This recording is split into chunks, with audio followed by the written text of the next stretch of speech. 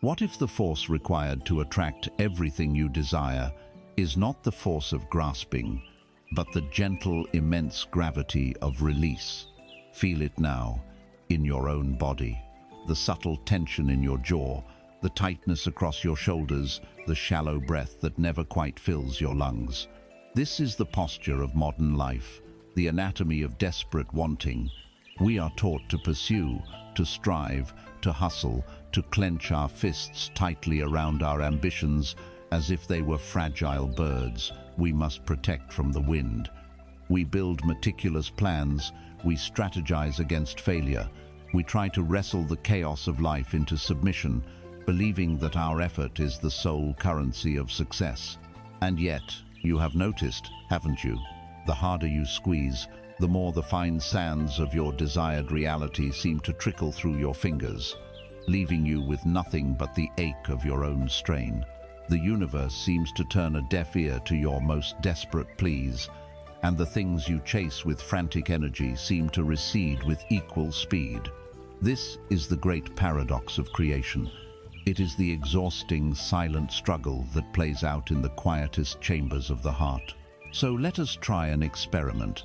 Just for this moment, right here, right now. Take a slow, deliberate breath. Inhale not just air, but permission. Exhale not just carbon dioxide, but effort. Imagine that tightly clenched fist in your mind, the one holding all your hopes, your goals, your fears. Do not force it open. Simply allow it to soften. Let the tension recede from the knuckles, one by one.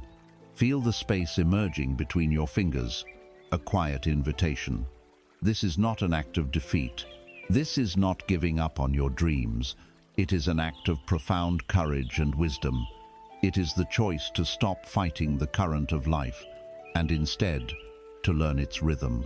You have been led into a space of quiet, a sanctuary from the noise that tells you to do more, to be more, to want more. Here, we will explore a different law, a deeper magic. We will uncover the secret that the greatest power of attraction is not found in the rigid force of a magnet, but in the welcoming emptiness of an open palm. This is the beginning of your journey back to flow, back to peace, back to the effortless power that resides not in holding on, but in letting go. Let us begin by examining the fist, the one we spoke of, the one you have perhaps carried for so long, you have forgotten its weight.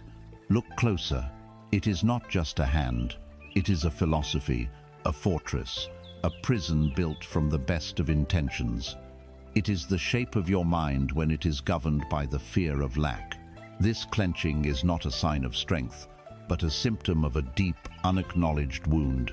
It is the belief that the world is a withholding parent, and you must fight for every scrap of affection, every morsel of security. This is the anatomy of desperate wanting, and to understand it is the first step toward release. The fist is clenched, not around a specific desire, a sum of money, a particular person, a coveted job, but around the feeling that desire promises to deliver. It is clenched around the idea of enough, the idea of safe, the idea of worthy. At its core, this desperate wanting is not a creative ambition. It is not the joyful, expansive impulse of a soul seeking to express itself. It is a deficit, an emptiness, an inner void that the ego desperately tries to fill with things from the outside. The ego, that tireless architect of our perceived identity, whispers a seductive lie. You are what you have. You are what you achieve. And so, we become hunters. We hunt for validation in the eyes of others, for security in bank accounts, for a sense of self in job titles. But it is a hunt that can never be won, because an internal void cannot be filled by an external object. It is like trying to quench a spiritual thirst with salt water. The more you drink, the thirstier you become. This is the engine of the grasping mind. It operates from a place of fundamental insufficiency. It believes, I am not whole now, but I will be whole when. When I get the promotion, when I find the partner, when I lose the weight, when I pay off the debt. And so, life becomes a perpetual state of not yet. The present moment is rendered worthless, a mere stepping stone to a future that never arrives, because once one desire is met, the empty feeling returns, and the ego immediately identifies a new target, a new when. This is not living. It is a state of perpetual low-grade suffering, punctuated by fleeting moments of relief that are mistaken for happiness. True ambition, the kind that flows from a full heart, feels entirely different. It is a pull, not a push. It is a dance, not a war. It is the expression of an innate abundance, not the desperate filling of a perceived lack. The clenched fist can never feel this flow. Its knuckles are white with effort, its muscles are rigid with fear. It is a posture of defense against a world it perceives as hostile and scarce. This defensive posture creates a constant, draining civil war within your own being. On one side of this internal battlefield is the luminous cavalry of your dreams. You have seen them in your quietest moments. The vision of a life lived with purpose, with love, with freedom. You visualize it, you affirm it, you pour your conscious energy toward it. But on the other side stands a vast, shadowy infantry of fear and doubt, deeply entrenched in the landscape of your subconscious mind. This army is relentless. Its soldiers are the thoughts that rise unbidden in the dead of night. Who are you to deserve this? You are not smart enough, not talented enough, not lucky enough. Remember all the times you failed before. It is only a matter of time until it happens again. It is taking too long. It will never happen. A part of you pushes forward, while a much older, stronger part pulls back. You are the driver of a car with one foot pressed firmly on the accelerator and the other slammed on the brake. There is a tremendous roar of the engine, a terrible smell of burning rubber, a violent shaking of the entire vehicle, but you remain stuck, motionless. This is the state of paralyzing tension. It is the hidden source of the exhaustion you feel, the anxiety that hums beneath the surface of your days. You are spending a colossal amount of life force not on moving forward, but on the internal friction of this self-opposing will. Your energy, which could be used to create, to love, to experience, is instead consumed in this pointless, silent war. Think of a string on a cello. It must have some tension to produce a beautiful note. This is the healthy tension of focus and intention. But what you are experiencing is not that. You have been tightening the string for so long, turning the peg again and again, believing that more tension will create a better sound. But the string is now stretched to its absolute limit. It has lost its resonance. It produces only a thin, strained, desperate sound, and it lives on the constant verge of snapping. This is why you feel so fragile. This is why small setbacks feel like catastrophic failures. Your entire system is stretched to its breaking point by the violence of your own internal conflict. The desire for a beautiful future is at war with the terror that you cannot create it, and you are the battlefield. There is an old, simple wisdom about this. Go to a beach and scoop up a handful of dry sand. Now, clench your fist as tightly as you can, squeezing with all your might. Try to possess the sand, to make it yours, to ensure not a single grain escapes. What happens? The harder you squeeze, the faster the sand pours out through the gaps between your fingers. Your desperate attempt to hold on is the very action that ensures your loss. The sand does not resist you. It simply follows the laws of physics. It flows through the path of least resistance. In your effort to control it, you create the very channels for its escape. This is not just a metaphor. It is a precise model of energetic reality. Your desperate wanting, your fear of lack, your need to control the outcome. This is the energetic equivalent of a clenched fist. It creates a vibration of tension, of scarcity, of "I don't have it." The law of attraction, in its infinite and impersonal wisdom, does not judge you. It does not punish you. It simply reflects. It is a mirror to your energetic state. When you broadcast the frequency of "I am lacking," the universe can only echo back experiences that confirm your lack. When you scream into the canyon, "I am empty," the only sound that can return is the echo of empty. It is not that the universe is withholding your desire from you. It is that your very state of being is inadvertently pushing it away. Your energetic hands are clenched so tightly that there is no space for anything to be placed within them. The act of slowly, deliberately opening the hand is an act of profound energetic transformation. It is a silent declaration of faith. It changes your broadcast from "I need to get" to "I am ready to receive." It tells the universe that you are no longer fighting it, that you trust its flow. When your palm is open, the sand can rest upon it. It does not seek to escape. It is simply there. This is the power that begins when you dare to stop trying so hard. It is the quiet, immense strength, not of grasping, but of allowing. So where do you begin? The prison was not built in a day, and its gates will not fly open with a single thought. The journey out of this pattern of clenching begins not with a grand action, but with a quiet, gentle act of seeing. The first step to releasing the fist is to become aware that you are clenching it. You have been doing it for so long that it has become your natural state, unnoticed, like the hum of a machine you no longer hear. Your practice, then, is simple. It is the practice of noticing. The next time you feel that familiar pang of anxiety about a goal, about money, about the future, do not push the feeling away. Do not judge yourself for having it. Do not analyze it. Instead, become a compassionate scientist of your own inner world. Drop your attention out of the noisy storyteller in your head and into the silent wisdom of your body. Where has the tension gone? Follow its trail. Is it a knot in the pit of your stomach? A tightness constricting your chest? Is it the way your shoulders have crept up towards your ears? Is it in the subtle clenching of your jaw, the furrow in your brow, or the death grip you have on your phone? Simply notice. Do not try to relax it. Do not command it to go away. Just see it. And then, in the privacy of your mind, give it a name. Ah, you can say to yourself, there it is. The clenching, that is all. This act of pure, non-judgmental awareness is revolutionary. It is the first ray of light entering a dark room. For the first time, you are not the tension. You are the one who is aware of the tension.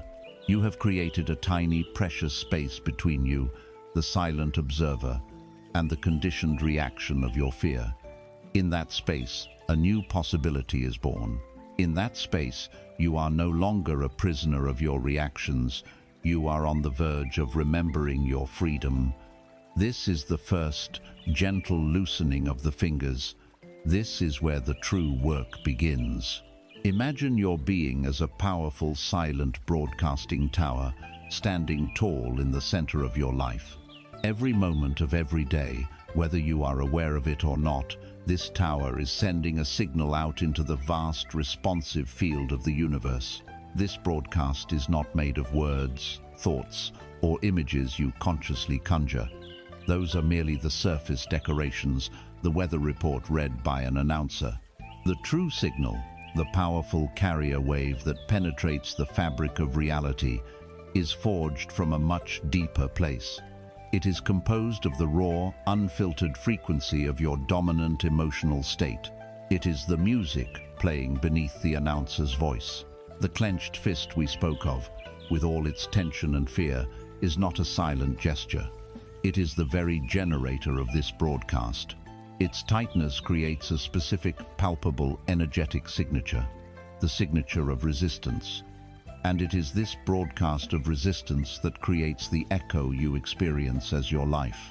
Resistance is the static that corrupts your signal. It is a composite frequency made of many subtle layers. First, there is the hum of doubt. Doubt is not a clean no. It is a wavering, uncertain signal, a vibration that lacks integrity. It is the energy of, "I want this, but I don't believe it's possible for me." It introduces a wobble into your broadcast, making it unreadable, unable to lock onto a clear reality. Then there is the jarring, contracted frequency of fear. Fear is a repellent. It is the energy of pushing away, of defending, of closing down. When you fear poverty, you are broadcasting a powerful energy of poverty that the universe, in its mirroring nature, has no choice but to reflect. When you fear loneliness, you radiate a signal of lonely that makes connection difficult. Fear is a prayer for what you do not want. Underneath that is the frantic, hurried frequency of impatience. Impatience is a declaration of lack, screamed into the present moment. It constantly affirms, "It is not here yet. It is still missing." This energy of frantic searching only reinforces the experience of not finding. It is like running through a garden trying to force buds to bloom. The agitation itself becomes a hostile environment for growth. Finally, there is the insidious frequency of envy or comparison.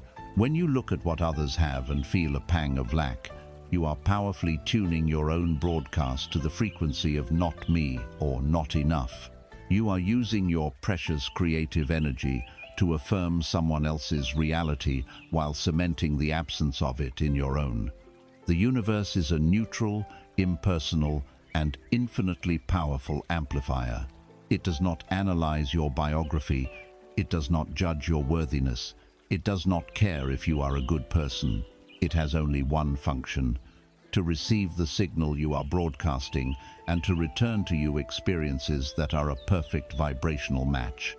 A radio tuned to 98.7 FM cannot receive the broadcast from 103.5 FM. It is not a punishment. It is physics.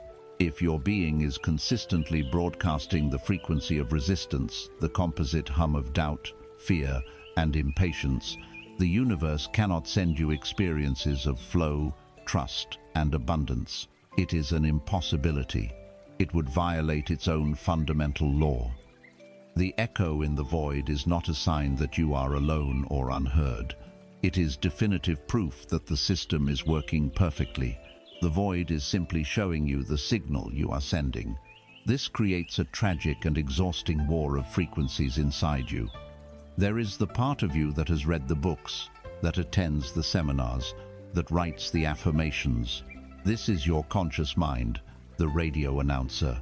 With sincere effort, the announcer reads a beautiful script into the microphone. "I am wealthy and abundant. I am in a loving, fulfilling relationship. I am healthy and vibrant." You create vision boards, you repeat mantras, you try to force your thoughts into a positive shape. But deep in the basement of the broadcasting station, in the vast, dark realm of your subconscious mind, the old machinery is still running.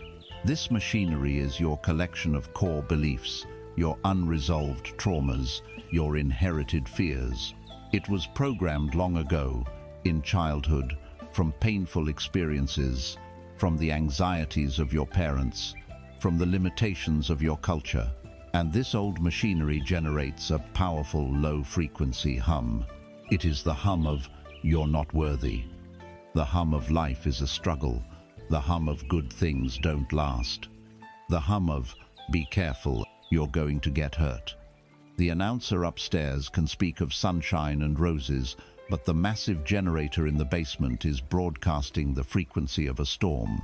And the universe, the grand receiver, is not listening to the announcer's pretty words. It is feeling the immense, powerful vibration coming from the generator. This is the state of energetic incoherence. Your broadcast is a mess of conflicting signals. You are sending a request for love, wrapped in a feeling of unworthiness. You are sending a request for abundance, wrapped in a deep-seated fear of lack. The result is a chaotic, garbled transmission that cannot create a clear reality. The universe receives this garbled signal and reflects back a garbled life. A life of near misses, of almosts. of things that come only to be taken away. You get a little money, and then the car breaks down. You meet someone wonderful, and then your old insecurities sabotage the connection. This is the echo, your own internal contradiction played back for you on the screen of your life. You are living inside an echo chamber of your own deepest, unexamined beliefs. You shout abundance into the void, but the void, hearing the powerful undertone of scarcity in your broadcast, faithfully echoes back scarcity. And you, hearing the echo, believe it is the voice of reality, failing to recognize that it is only the sound of your own heart. So what is the way out? The answer is as radical as it is simple. The answer is not to shout louder. It is not to visualize with more force, to affirm with more aggression. That is like telling the announcer to scream over the noise of the generator. It only adds more desperate, strained energy to the already chaotic broadcast. It only strengthens the clenching of the fist. The true path is to stop broadcasting altogether, at least for a while. It is to walk down from the announcer's booth, to descend into the basement of your being, and to gently, lovingly switch off the noisy generator of your fear. You must be willing to embrace the silence. The universe already knows your desires. They were registered as a sacred intention the very moment they were born in your heart. Your soul's desires are known. Your task is not to endlessly repeat your order to the cosmic kitchen. Your task is to become the person who is ready to receive the meal. This transformation does not happen through more noise. It happens in the stillness that lies behind all noise. When you stop shouting into the void, you can finally hear its true nature. It is not a void at all. It is a plenum, a field of infinite, intelligent potential, waiting for a clear, coherent signal. Your work is to cleanse your signal, and that begins with silence. It begins with letting go of the need to constantly be doing, asking, striving, and pushing. It is the courage to just be. This leads us to a practice not of acquisition, but of reception, a practice of silent transmission. For 5 minutes each day, find a place where you can be undisturbed. Sit down and give yourself a new instruction. For these 5 minutes, you will ask for nothing. You will not visualize your goals. You will not repeat your affirmations. You will release the entire project of self-improvement. Your only task is to cease all outward transmission and simply feel the state of your own being. Let your awareness settle into your body. Feel the gentle rhythmic miracle of your breath, flowing in and out without any effort from you. Feel the subtle points of contact between your body and the chair, the ground. Feel the quiet, vibrating aliveness in your hands, your feet, your cells. Your instruction is not to feel good or happy or peaceful. It is simply to feel whatever is there, to feel I exist, not I exist as a wealthy person or I exist as a lonely person. Simply I exist. This is the baseline frequency of reality. It is the state of pure potential before it is colored by judgment or desire. It is the sound of the universe breathing through you. When you do this, you are not being passive. You are performing a powerful act of energetic hygiene. You are allowing the frantic, chaotic echoes of your fear to fade. You are letting the sediment in the water settle. You are no longer shouting into the void. You are listening to it. And in that listening, you will begin to feel its profound, loving, intelligent silence. You are recalibrating your entire being to the frequency of peace. From this silent, clear foundation, a new broadcast can begin. A broadcast that is not born of fear and lack, but one that resonates with the quiet truth of who you really are. Let us now turn our attention to the silent tyrant that governs the clenched fist and pollutes the broadcast. This tyrant is the illusion of control. It manifests as a relentless, obsessive need within the ego to dictate not only the destination of our desires, but the exact, precise, step-by-step path to getting there.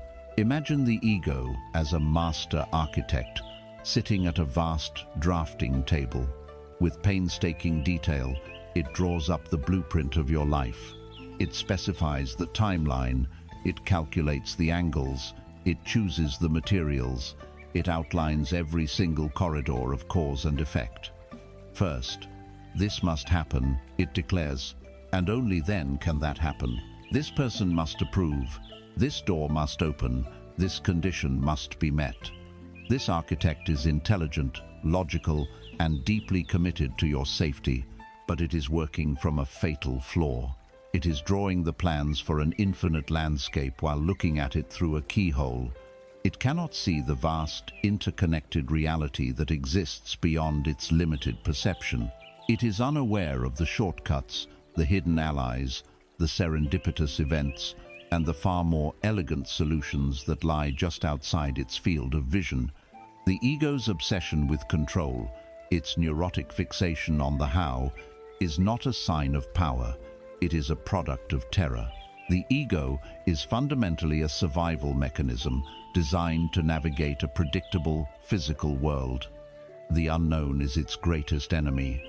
An unwritten script is a threat to its very existence. Therefore, it clings to a plan, any plan, because a known, difficult path feels infinitely safer to it than an unknown, potentially effortless one. This is the tyranny of the how. The moment a true desire is born from your heart, the ego immediately hijacks the process. It buries the pure feeling state of the desire under a mountain of rigid, linear strategy. We become more committed to our plan than we are to our dream. We fall in love with our blueprint, not with the home we wish to build. We decide that the only way to happiness is through this specific job, which will lead to this specific income, which will allow for this specific lifestyle. We have now become attached not just to a destination, but to a single, narrow, heavily fortified road. All other roads, no matter how beautiful or efficient, become invisible to us. We suffer from a severe case of path fixation, believing our chosen route is the only one that exists. This is like a traveler in a vast and beautiful country who refuses to look up from an old, inaccurate paper map. They curse the traffic on their chosen road, oblivious to the magnificent, empty highway running parallel to it, a highway the mapmaker had no knowledge of. Their loyalty to the map, to the known how, has blinded them to the actual territory. This is the cage we build for ourselves, bar by rigid, logical bar. This fierce attachment to a single, preconceived plan is the source of our deepest frustration and disappointment. Life, in its infinite creativity and wisdom, is not a linear script. It is a dynamic, improvisational dance. It is constantly presenting us with detours, unexpected characters, and plot twists. To the surrendered mind, these are opportunities, redirections towards something even better. To the controlling ego, they are catastrophic failures. When reality inevitably deviates from our meticulously drawn blueprint, a surge of negative energy is released. We feel anger, betrayal, despair. "It wasn't supposed to happen this way," we cry. The project takes an unforeseen turn. The person we were counting on says no instead of yes. The opportunity we banked everything on dissolves into thin air. The ego, perceiving a threat to its authority, panics. Instead of adapting, it doubles down. It tries to force reality back onto the tracks of its original plan. It pushes harder, it worries more, it manipulates, it schemes. This creates a state of immense friction between you and the flow of life. You are now trying to swim directly against a powerful current, and you mistake the exhaustion of your own struggle for proof that life is hard. This is where rigidity becomes brittleness. A tree that is too stiff in a storm will snap, while the flexible reed bends and survives.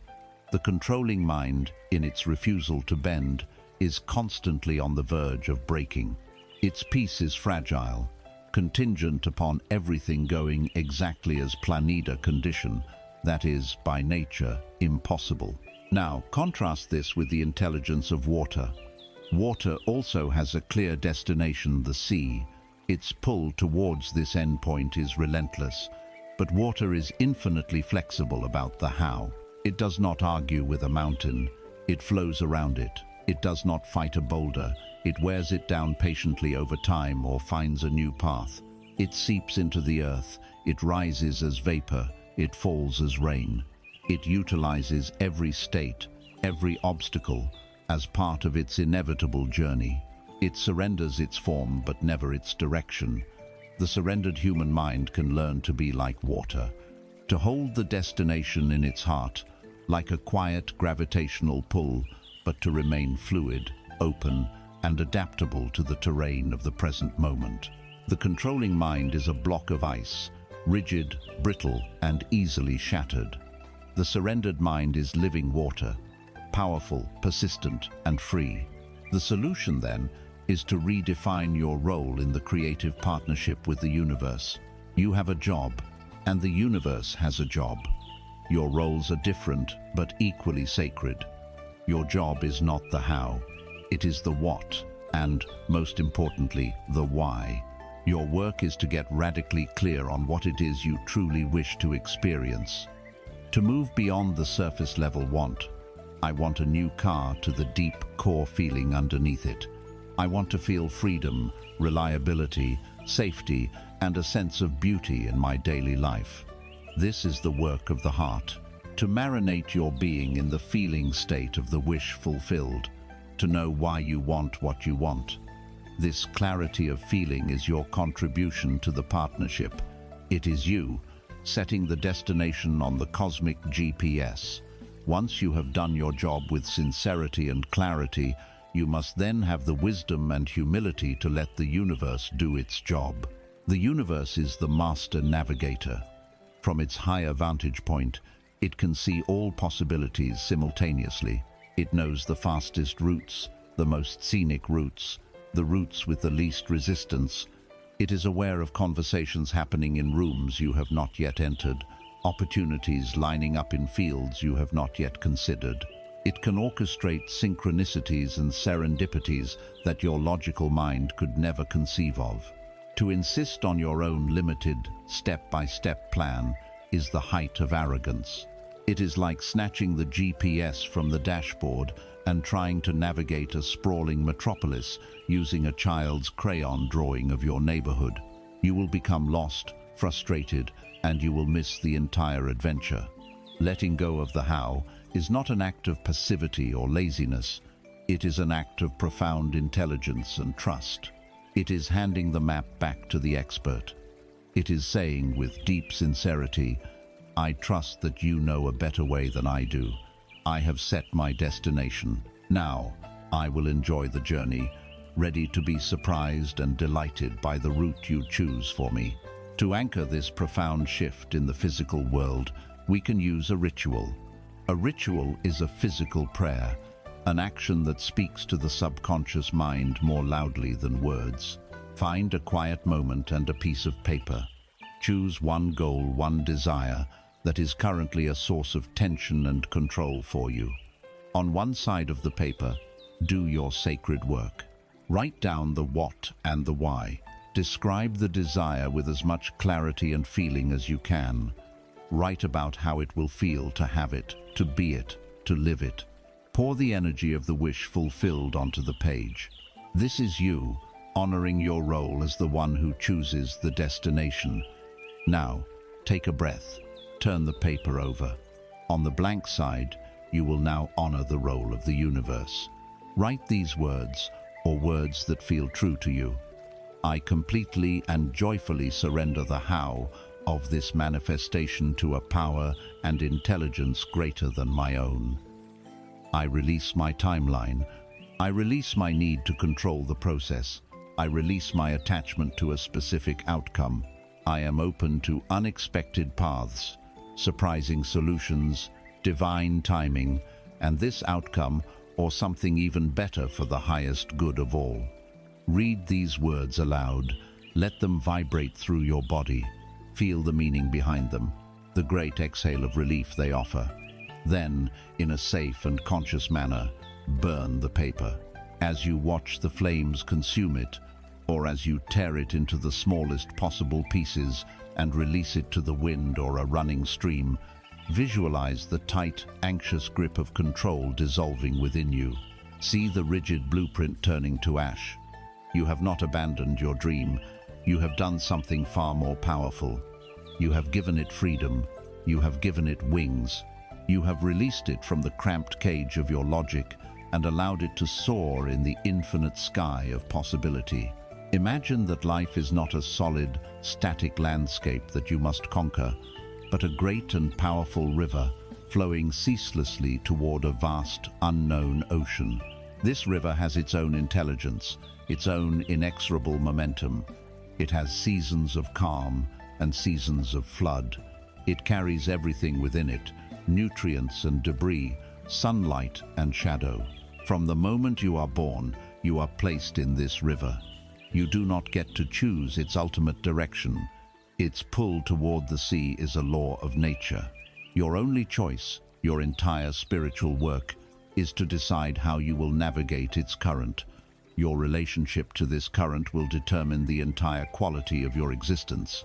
It will determine whether your life is a state of exhausting struggle or one of graceful, powerful flow. The great illusion of the controlling ego is that the river is a threat. It believes the current is chaotic, random, and actively working against your desires. And so, the ego makes a fateful, tragic decision. It decides to fight the river. It decides to swim upstream. This is the story of so many of us. We have a destination in mind, a vision of happiness that we believe exists somewhere in the past, a state of security we once knew, or a version of ourselves we wish to reclaim. And so we turn against the flow of our own lives and begin to swim. Picture this upstream swimmer. See the strain in their face, the desperate churning of their arms and legs. Their muscles burn, their lungs ache for air. They are entirely consumed by the effort. They cannot appreciate the beauty of the riverbank. They cannot feel the warmth of the sun. They cannot see the sky above them. Their entire reality has been reduced to the violent, frothing water directly in front of their face. Every floating log, every stray branch that bumps into them is perceived as a malicious attack, a confirmation that the river is hostile. They do not see it as simply the natural contents of the flow. They see it as a personal obstacle sent to thwart them. And what of their progress? For all this monumental, soul-crushing effort, they barely move. They may gain an inch, a foot, only to be pushed back 2 feet when their energy momentarily wanes. They live in a state of perpetual, heroic, and utterly futile struggle. This is the energetic reality of burnout. It is the deep, bone-weary exhaustion that comes not from productive work, but from the constant, draining battle against the fundamental nature of life itself. When you live this way, you feel you are working harder than anyone, yet you are always behind. You feel that you are giving everything you have, yet it is never enough. This is because your energy is not being invested. It is being spent in a battle you can never, ever win. You are fighting the very force that is meant to be your vehicle. Now, some, after tasting the futility of swimming upstream, adopt a different strategy. They see the exhaustion of the swimmer and decide on what appears to be a safer course. They swim to the river's edge and cling desperately to a rock. This rock is their comfort zone. It is their rigid plan, their fixed identity, their familiar suffering. The rock represents certainty. On this rock, they feel a sense of control. The current still rushes past, but it cannot touch them directly. They are safe from the unpredictable flow. The inner dialogue of the person on the rock is one of prudence and fear. It's too dangerous out there, they tell themselves. The current is too strong. I could get hurt. I could be swept away into the unknown. I don't know what's downstream. Here, on this rock, I know what to expect. The view never changes. It may not be exciting, but it is safe. This safety, however, is an illusion that conceals a slow and creeping death. The great conflict for the rock clinger is the battle between their fear of the unknown and the undeniable pain of stagnation. While they cling, the entire river of life flows past them. They watch relationships, opportunities, moments of joy, lessons of wisdom all drift by, just beyond their reach. Their muscles, once used for clinging, begin to atrophy. Moss begins to grow on them. They are not struggling violently like the upstream swimmer, but they are engaged in their own form of resistance. Theirs is a passive resistance, a refusal to participate. The exhaustion of the swimmer is replaced by the hollow ache of the spectator. They are not living, they are merely not dying. Both the upstream swimmer and the rock clinger are engaged in the same fundamental error. They are both resisting the river. The swimmer resists with frantic action. The rock clinger resists with rigid inaction. Both are operating from a deep distrust of life. Both believe they know better than the river. And both are paying an immense price for their resistance. One with the fire of burnout, the other with the slow decay of meaninglessness. There is a third way. It is the way of the mystic, the sage, the truly intelligent being. It is the art of the float. This path requires more courage than either fighting or clinging. It requires the courage to let go, to consciously, deliberately release your grip on the rock, to cease your frantic kicking against the current. It is the choice to lie back, to place your head gently in the water, to look up at the infinite sky, and to trust that the river knows the way. This is not a passive act of helpless resignation. It is a supremely active state of trust. It is a conscious alignment with a force greater than yourself. It is the realization that the intelligence that guides the river to the ocean is the very same intelligence that beats your heart and breathes through your lungs. They are not two separate things. To trust the river is to trust the deepest part of yourself. Here is the secret that both the swimmer and the clinger fail to understand. The place you are so desperately trying to reach, the life you so deeply desire, is not upstream. It is not in the past. It is not found on a stationary rock. Everything you have ever wanted, your growth, your healing, your joy, your purpose, is downstream. It is in the direction of the flow. By fighting the current, you are actively moving away from your own good. You are turning your back on the very destination you seek. To surrender to the flow is to finally turn in the right direction. When you do this, a miracle occurs. The river, which you once perceived as your adversary, suddenly becomes your ally. Its immense, inexorable power is no longer a force to be overcome. It becomes your own. You are no longer a tiny, separate being fighting a massive universe. You are the universe in motion. You move with its grace, its power, its unshakable sense of direction. This is the state of flow. It is where inspired action happens. It is where you find yourself in the right place at the right time, meeting the right people, finding solutions with an ease that feels miraculous. But it is not a miracle. It is simply the natural result of being in alignment with the way things are. How do you begin to learn this art? You cannot go from clinging to a rock to floating in the middle of a raging river overnight. You learn by inches. You learn by practicing with the small, gentle currents first. This is a practice you can undertake for a single day. Make a conscious choice in the morning. Say to yourself, or to the universe, "Today, I will practice flowing. For one day, I will be like the water." Then, release your rigid agenda, your minute-by-minute plan for the day. Of course, you attend to your essential responsibilities, but you do so with a new, spacious awareness. In the spaces between your tasks, you listen. You listen for the quiet nudges of the current. After a difficult meeting, you might feel a sudden pull to step outside for 3 minutes and feel the sun on your face. Before, your controlling mind might have said, "No, That's a waste of time. You have to get back to work. Today, you listen to the current. You honor the nudge. You go outside. You will find that those 3 minutes of alignment give you more creative energy than 30 minutes of disciplined struggle. You might be working on a problem and a random thought of an old colleague pops into your mind. Before, you might have dismissed it. Today, you recognize it as a possible current. You send a short email. Hi, I was just thinking of you. Hope you're well. You do not do it with an agenda. You do it as an act of following the flow. You will be astonished at how often these small intuitive acts lead to unforeseen breakthroughs. This is not about abandoning your life.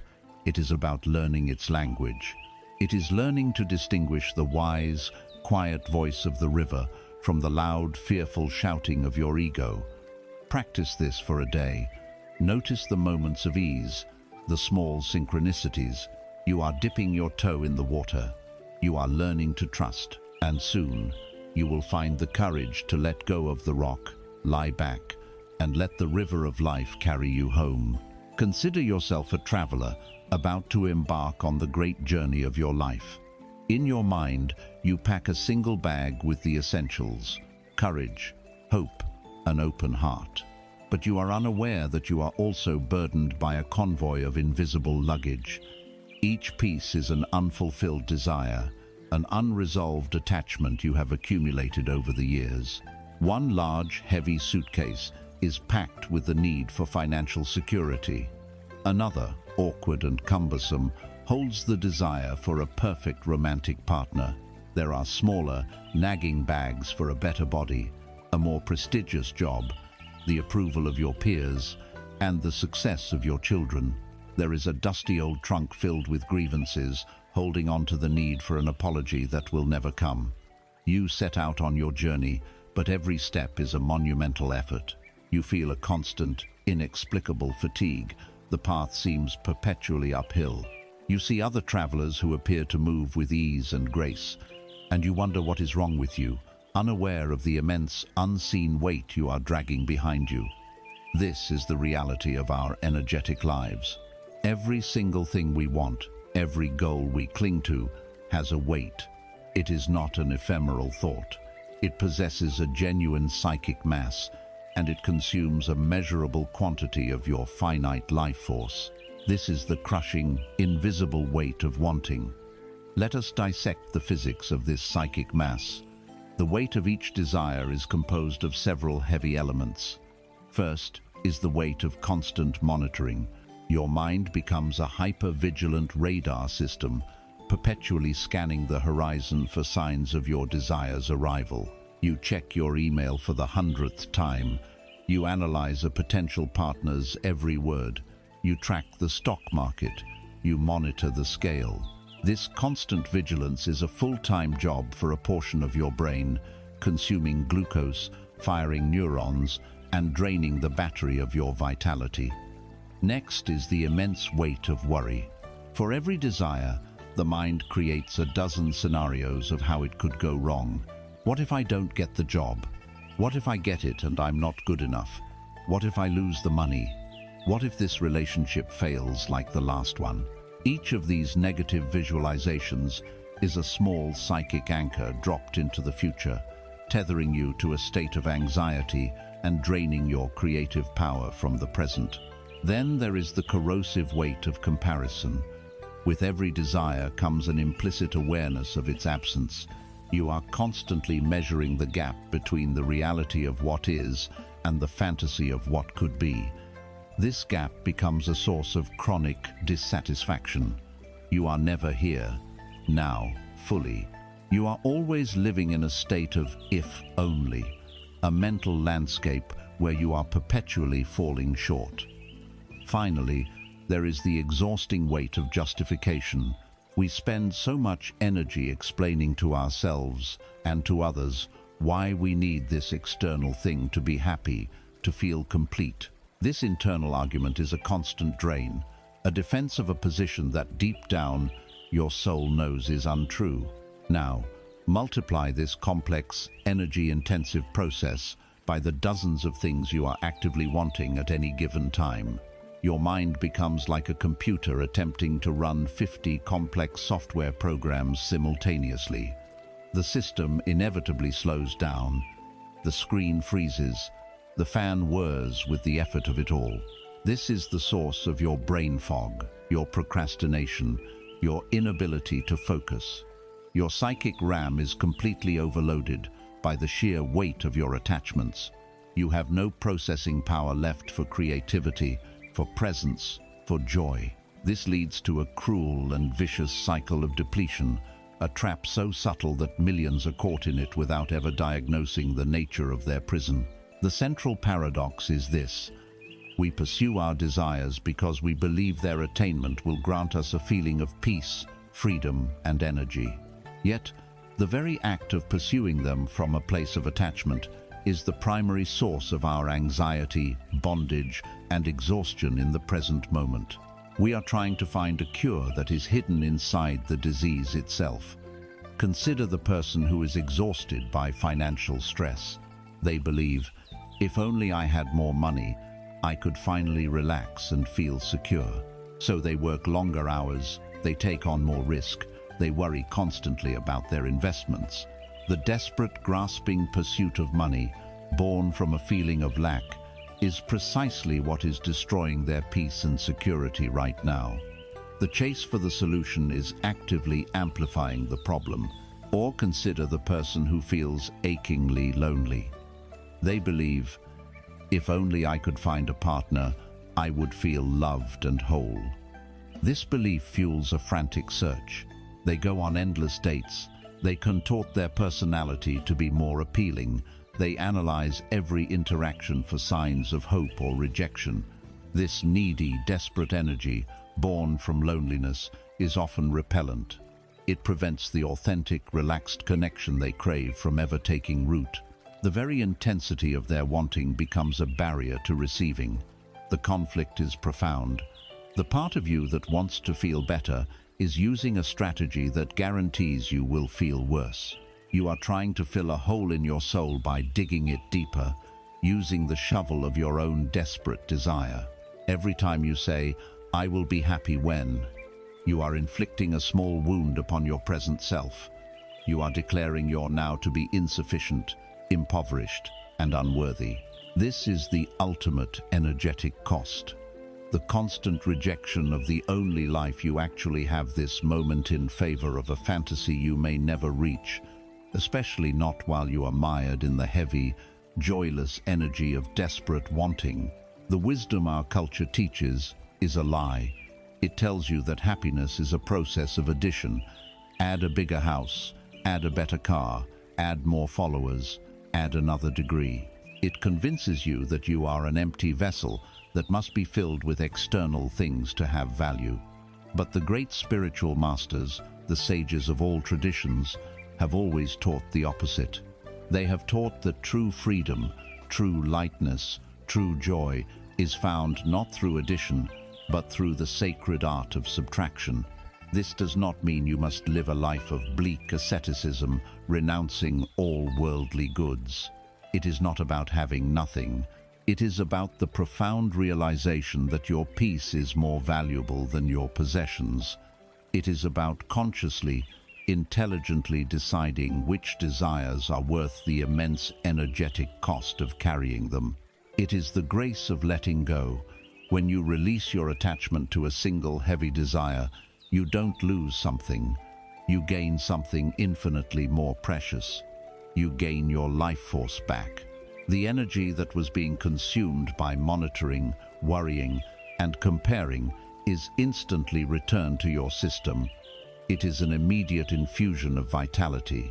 The world does not change, but you become lighter, and so your experience of the world is transformed. A heavy burden becomes a light backpack.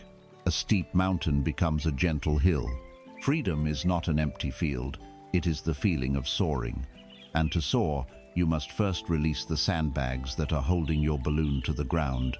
You must be willing to let go of what weighs you down so that you can finally rise.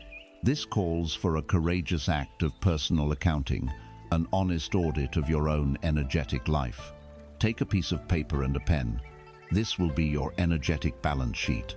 At the top of the page, write the heading, "The Weight I Am Carrying."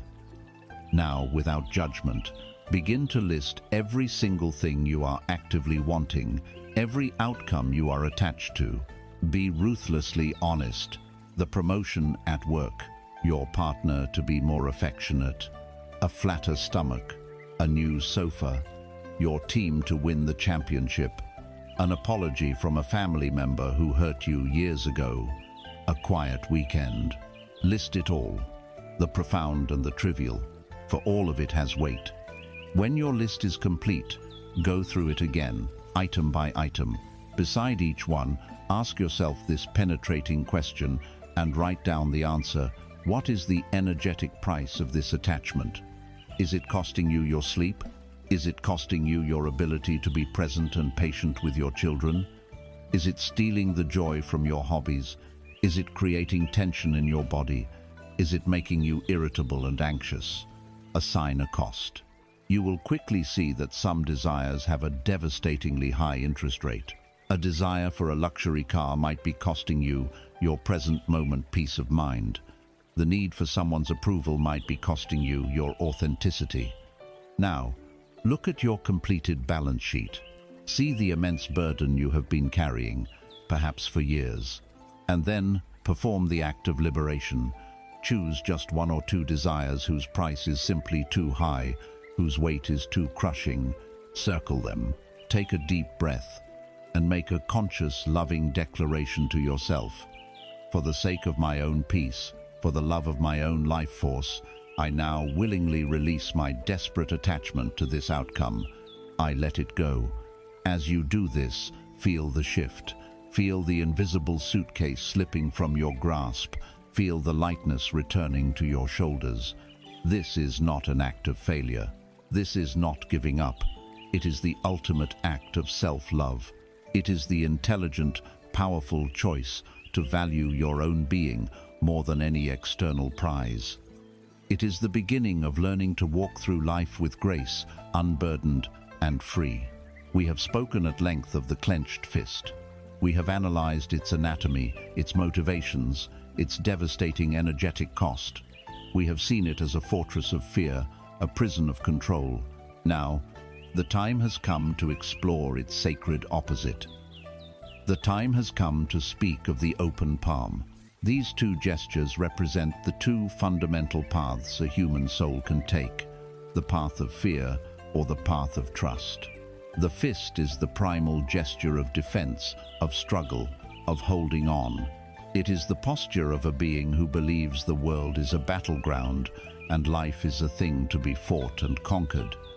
The open palm is the primal gesture of peace, of welcome, of allowing.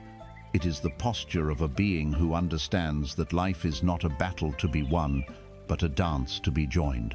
The simple, conscious act of unclenching your fist and turning your palm toward the sky is the beginning of a revolution. It is not merely a physical movement, it is a spiritual reorientation. It is the first word spoken in a new and powerful language of co-creation with the universe. It is the first, essential gesture of receiving. Let us examine the anatomy of this openness. Across all cultures and all times, the open palm has been a symbol of profound meaning. It is the gesture that says, "I carry no weapon." It is a sign of trust and a request for trust in return.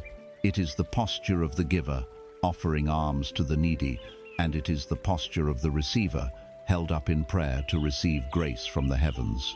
It is, in its very essence, a gesture of peaceful, powerful vulnerability.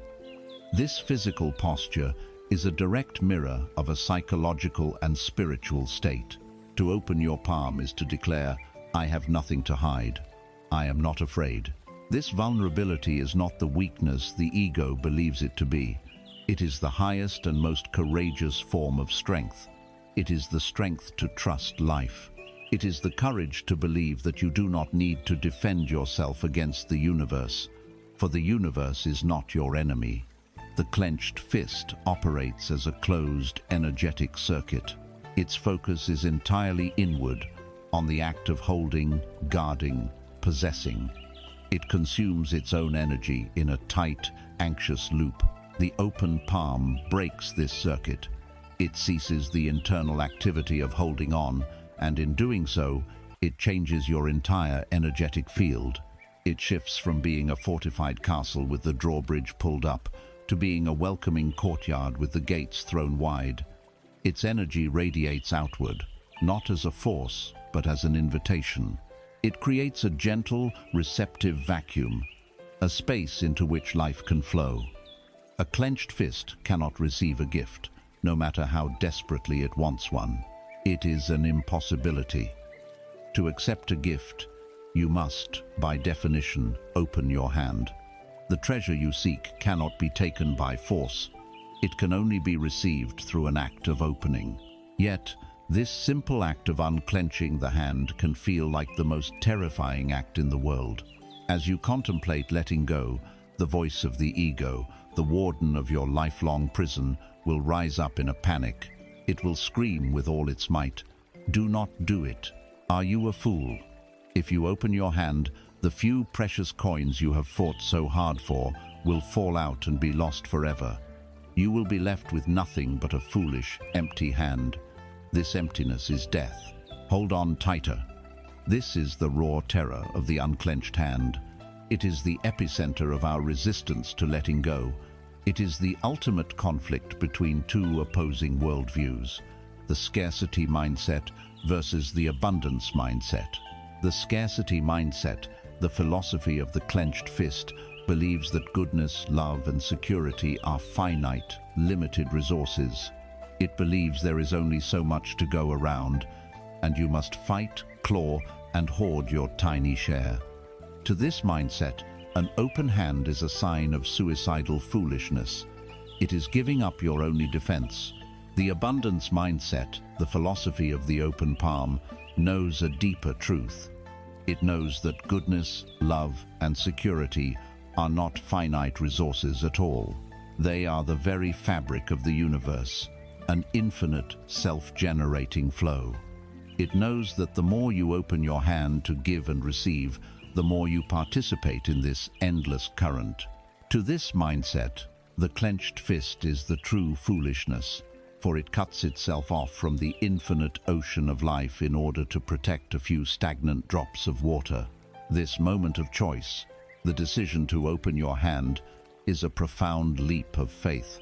It is the choice to trust the invisible flow over the visible, miserable reality of your struggle. It is the willingness to risk the few coins you are clutching in exchange for the promise of the entire kingdom. The fear is real. The terror of emptiness is palpable. We must acknowledge this fear with great compassion. We have been taught for a lifetime to trust only what we can hold, to believe only in what we can see. And now, you are being asked to trust an invisible promise. But the life you have been living, the life of the clenched fist, has brought you here, to this place of exhaustion and quiet desperation. The old way has failed. The time has come to find the courage to try a new one. To find this courage, you must fundamentally re-examine your perception of the universe. The ego believes the universe is a miser, a stingy merchant who must be haggled with for every small blessing. But look around you. Look with fresh eyes. Is this truly the nature of reality? Does the sun demand payment for its light, which it pours out in unimaginable quantities every second? Does a cherry tree charge a price for its blossoms, or offer its fruit only to the most worthy? Does the rain calculate who deserves its life-giving water? The fundamental, undeniable nature of existence is extravagant, relentless, overwhelming generosity. The universe is a constant act of giving. It gives the air you breathe, the ground that supports you, the senses with which you perceive the world.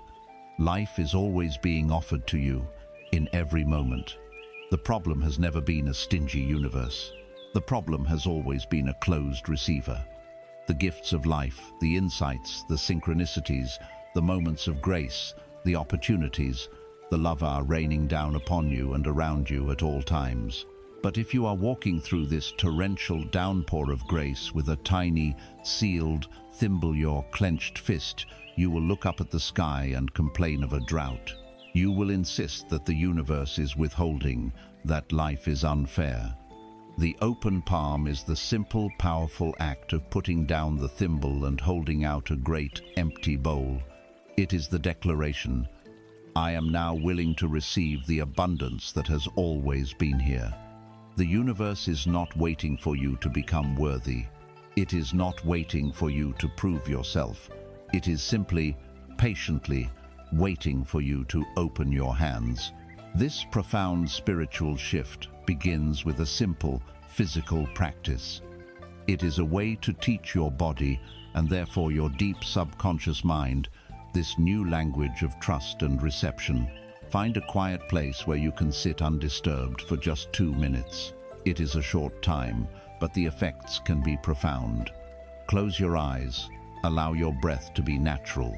Now, place your hands on your thighs with your palms facing down toward the earth.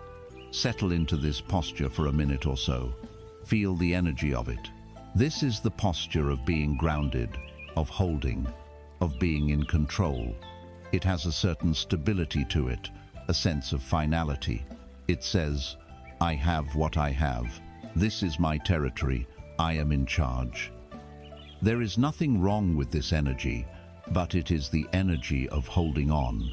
Now, with a slow and deliberate intention, turn your hands over.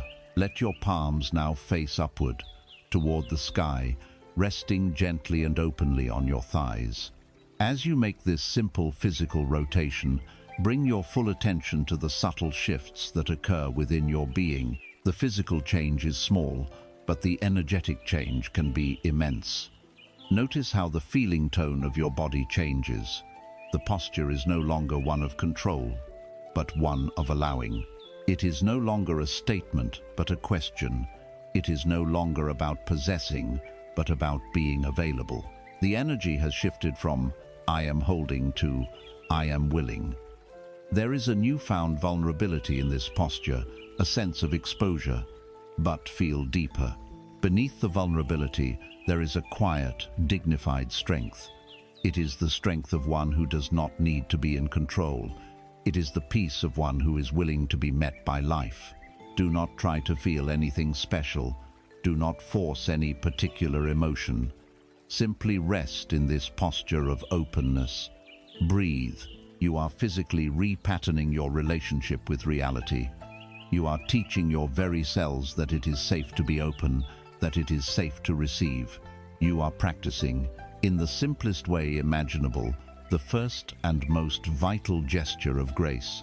You are opening your hand. Your hand is now open. The fist of resistance has unclenched, and the posture of receiving has been learned.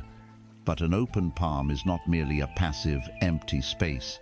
It is fertile ground. It is the rich, dark soil of the present moment, cleared of the stones of control and the weeds of fear, ready for a new kind of agriculture. This is where we move from the passive state of letting go to the active state of sacred creation. This is the art of planting an intention. But we must be clear. A sacred intention is a universe apart from a desperate want. A want is a weed, growing from the shallow topsoil of the ego. It is rooted in lack, in the belief that you are incomplete. An intention is a seed, chosen deliberately from the soul's deep storehouse. It is rooted in creative expression, in the desire to bring a unique form of beauty and experience into the world. To plant such a seed is not a mental exercise. It is a profound spiritual act. It is the conscious placement of a potential future into the only place where creation can happen, the fertile ground of the eternal now. The quality of your harvest will depend entirely on the quality of the seed you choose to plant. A potent seed intention has several distinct characteristics. First, it possesses clarity. It is not a vague wish for happiness or success. It is a clear, resonant feeling state. Instead of planting a seed for more money, You plant a seed for the feeling of freedom, security, and generous flow. Instead of planting a seed for a relationship, you plant a seed for the experience of deep intimacy, cherishing partnership, and unconditional love. You are planting the essence, not the form. Second, the seed must be pure. It cannot be contaminated with the mud of attachment. This means it is free from the ego's obsessive need to know how it will grow or when it will sprout. The seed is a pure what. It is a clear statement of the reality you feel called to create, offered without conditions, without timelines, without demands. A seed with conditions is a seed that will not germinate. Finally, a healthy seed is framed in the affirmative. You cannot grow a beautiful garden by planting seeds of no weeds. You must plant the seeds of the flowers you wish to see. You do not focus on eliminating debt. You plant the seed of abundance. You do not focus on ending loneliness. You plant the seed of connection. The seed itself, when chosen with this clarity and purity, is a perfect holographic blueprint. Just as a tiny acorn contains the entire complex design for a mighty oak tree, your sacred intention contains the complete energetic signature of the reality it is destined to become. However, the most perfect seed planted in the most fertile soil can still fail to grow if it is tended by an anxious farmer.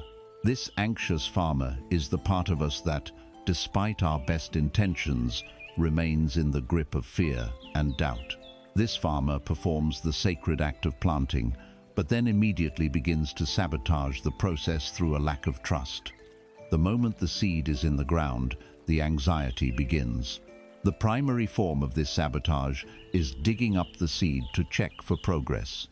We set our intention, and then the next day and the day after, we mentally dig it up.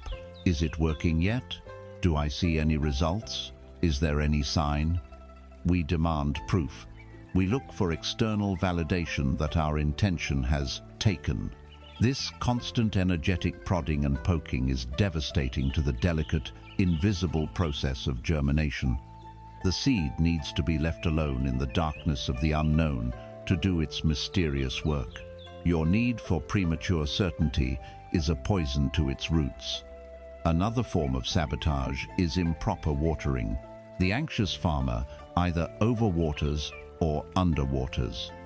Overwatering is the attempt to drown the seed in frantic, forced action.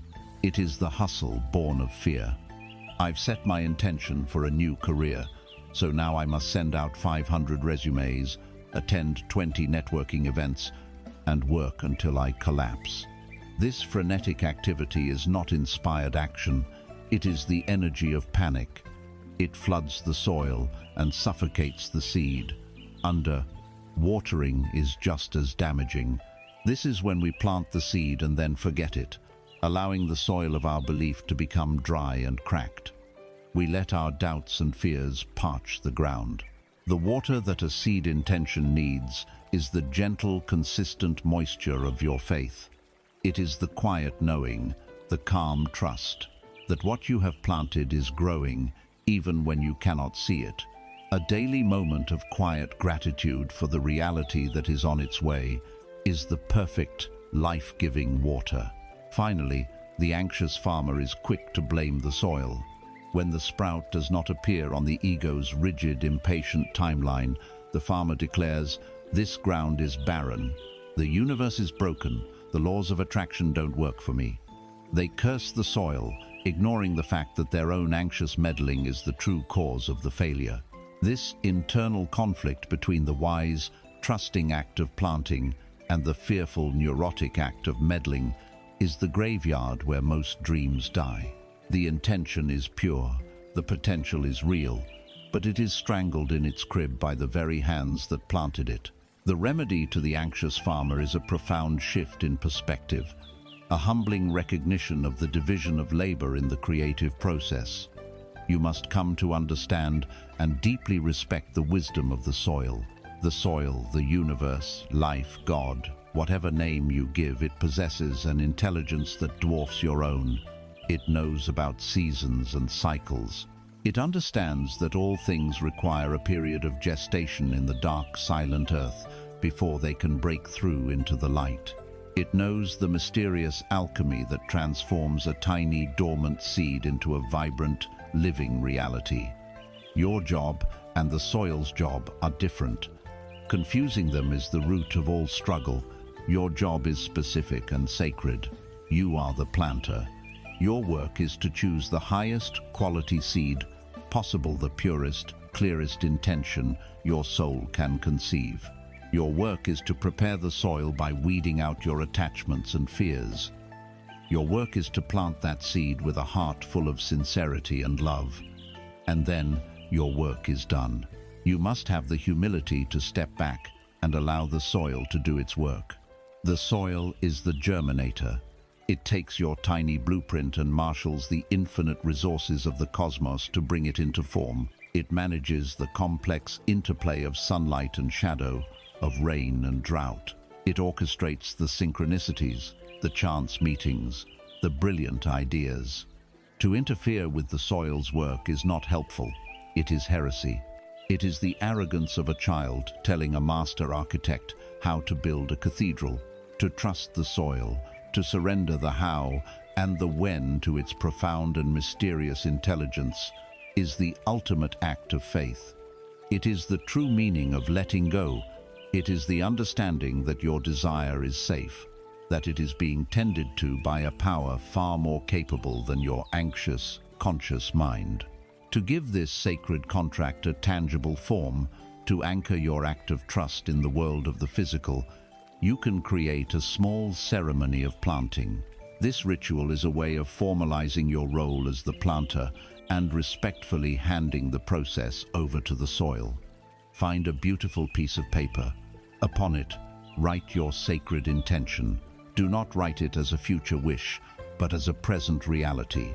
Use the words, "I am," the most powerful creative statement in the universe. For example, I am living a life of profound peace, creative expression, and joyful abundance. Feel the truth of these words as you write them. Let them be a description of your soul's true nature. Then, take this paper to a place that feels alive and sacred to you. It could be a majestic tree in a park, a quiet corner of your own garden, or a spot beside a flowing river. Hold the paper to your heart. Read your intention aloud, not as a demand, but as a loving offering. Speak it to the sky, to the earth, to the spirit of life itself. Feel the sincerity of your offering. This is your final act as the planter. Then, with a sense of reverence, return the seed to the earth. Dig a small hole and place the folded paper within it. As you cover it with soil, understand the profound symbolism of your action. You are releasing your intention from the anxious confines of your mind into the loving, intelligent, and infinitely capable hands of the universe. You are letting it go. As you smooth the earth over it, declare your part of the process complete.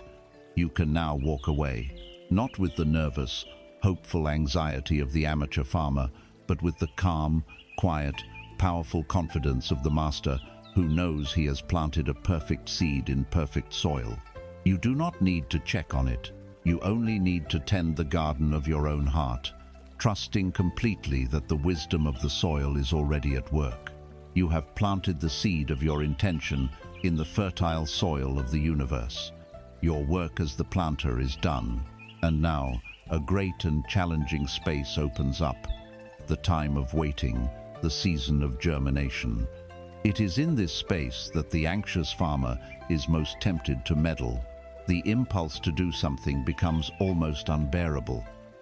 We believe we must now strive, push, and strategize to make the seed grow. This impulse arises from a fundamental misunderstanding of where clarity comes from. We believe that wisdom is the product of intense mental effort. But let us consider a different metaphor. Imagine your mind is a deep, clear mountain lake.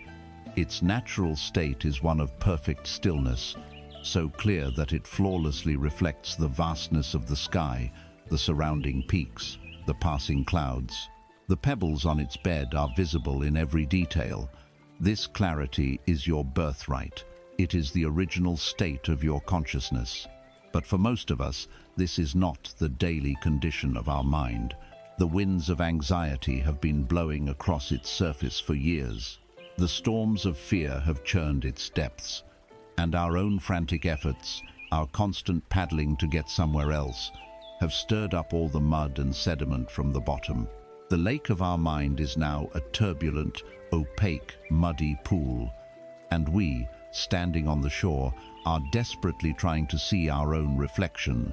We are trying to find the answers to our deepest questions, to see the path forward, by peering into this murky, chaotic water.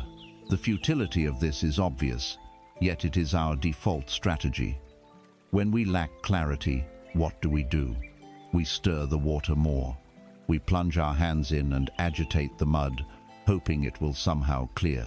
This is the act of overthinking, of endless analysis, of obsessive problem-solving.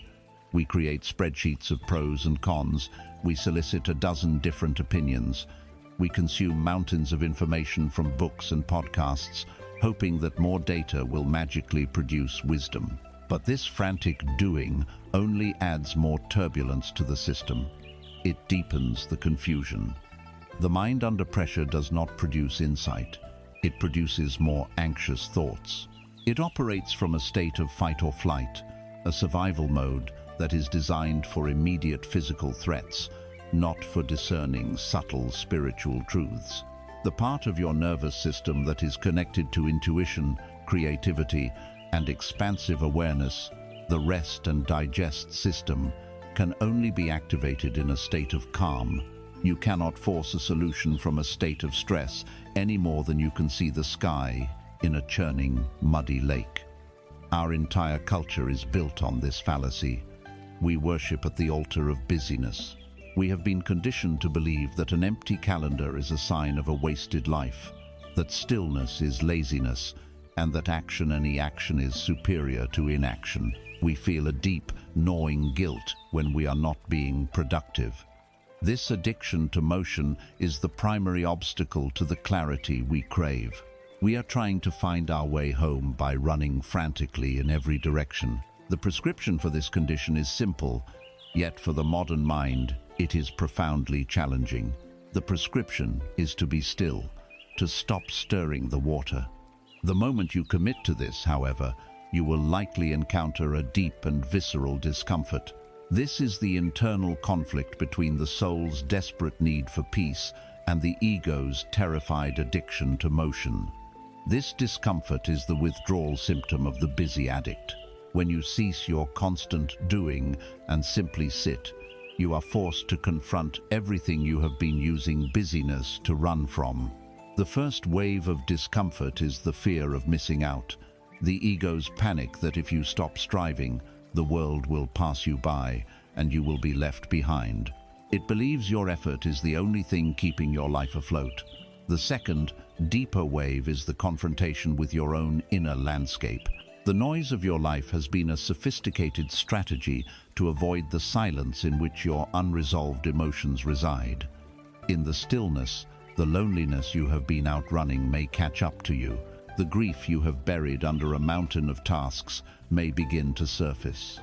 The quiet anxieties you have drowned out with podcasts and social media will make their presence known. It feels easier to keep stirring the mud than to see what monsters might be lying on the lake bed.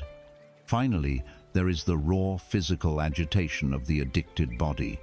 A mind accustomed to constant stimulation does not settle easily. It will fidget, it will demand entertainment, it will create imaginary problems to solve. It will do anything to avoid the vast, intimidating silence of the present moment. To remain seated through this storm of discomfort is an act of supreme courage. It is the choice to trust that the silence holds a greater gift than the noise. It is the willingness to sit with your own demons long enough to realize they are not demons at all, but lost parts of yourself, asking for your attention and your love. If you can find the courage to remain still, to allow the inner storm to rage without adding to its energy, something miraculous begins to happen. It is a process that requires no effort on your part. It is a law of nature, as reliable as gravity. It is the great settling. By ceasing your agitation, by pulling your hands out of the water, you allow the lake to remember its own nature. Slowly, particle by particle, the heavy sediment of your anxious thoughts and fearful beliefs begins to drift downward. The mud of confusion, no longer being churned, starts to settle on the lakebed. The murky water of obsessive analysis begins to clear. The process is gradual, almost imperceptible at first. But day by day, as you practice this intentional non-doing, the water becomes clearer. The light begins to penetrate deeper, and one day you will look upon the surface of your mind and find that it is once again like glass, perfectly reflecting the sky. This is the great secret. Clarity is not something you find. It is not something you achieve through struggle. It is the natural state of your mind that is revealed when you stop disturbing it. The answers you have been so desperately seeking were never lost. They were here all along, waiting patiently beneath the turbulence. The inspired idea, the next logical step, the loving response, the creative solution, they become self-evident. They appear on the still surface of your mind with the same gentle certainty as the reflection of the moon. Your task was never to find the answer. Your task was only to become still enough to receive it. The answer is not in the storm. It is in the profound calm that follows. It is in the eye of the hurricane. Find stillness first, and the right action will reveal itself with an ease and grace that will astonish you. To cultivate this state, dedicate 10 minutes of your day to the practice of purposeful stillness. This is not a meditation where you try to empty your mind. It is not a prayer where you ask for anything. It is stillness for its own sake. Find a place to sit, set a timer for 10 minutes, and give yourself a single, simple instruction. For the next 10 minutes, my only job is to do nothing. This is harder than it sounds. Your mind, the great problem solver, will immediately offer you 1,000 things to do. It will want to make your grocery list, rehash an old conversation, plan your afternoon, worry about a future event. Do not fight these thoughts. Do not judge them. Fighting them is just another way of stirring the water. Simply let them be.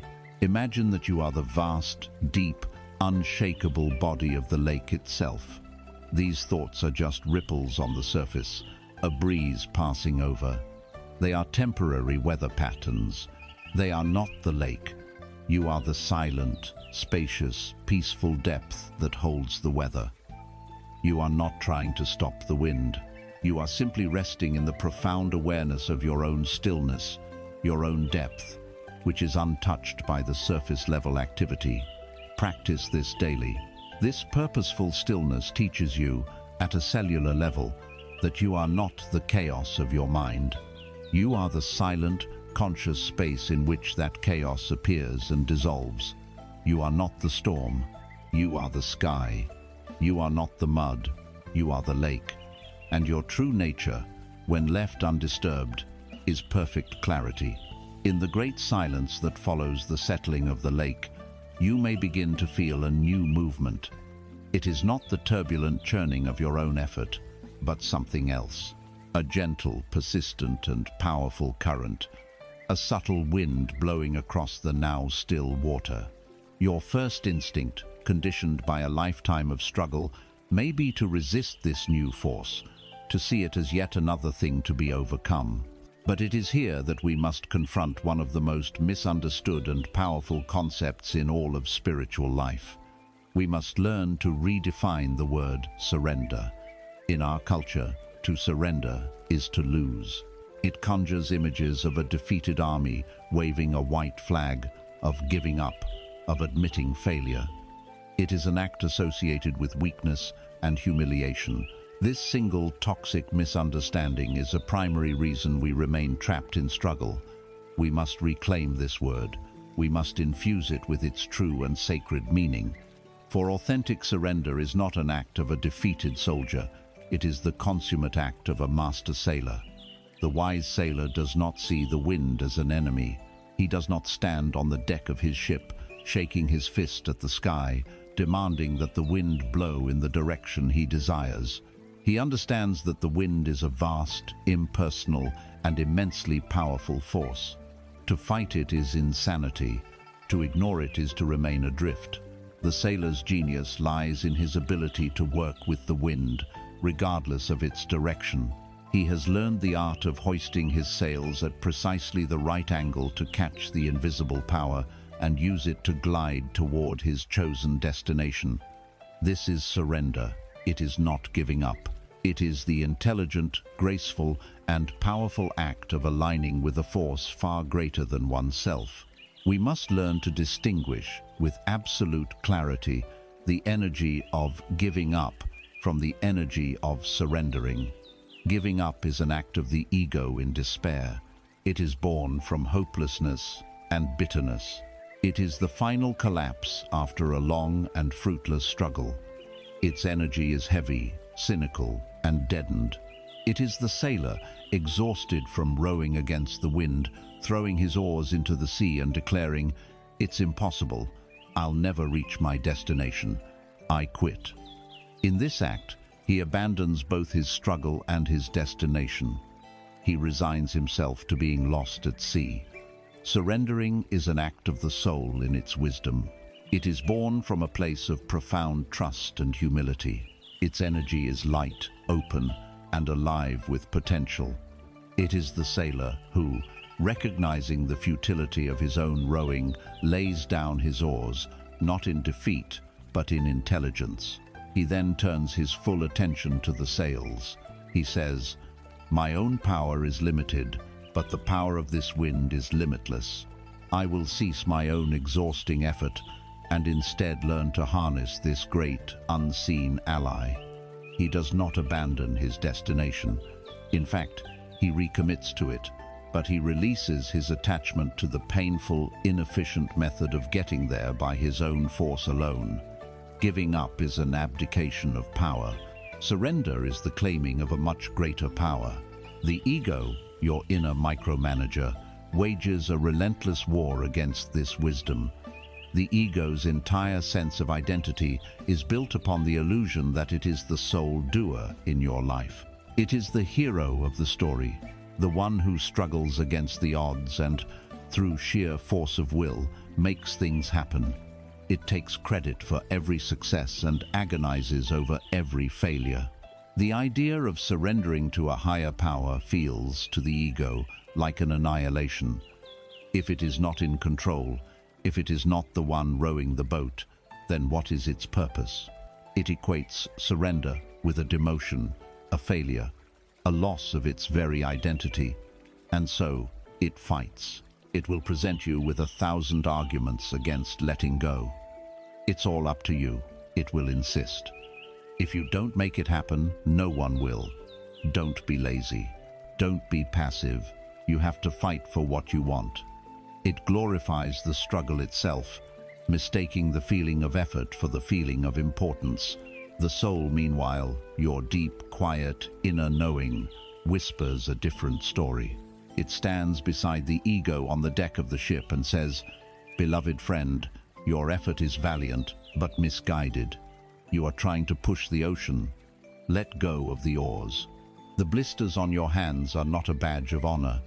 They are a sign of your resistance. Raise the sail. The wind is not a threat to be conquered. It is the very breath of God, offered freely to carry you home." This is the core conflict. The ego is addicted to the pride of the struggle, while the soul craves the peace of the flow. You must choose which voice to heed. Do you want to arrive at your destination exhausted, broken, and bragging about how hard you rowed? Or do you want to arrive rested, exhilarated, and full of gratitude for the magnificent wind that carried you? The choice for surrender is the choice for peace over pride. It is the choice for grace over grit.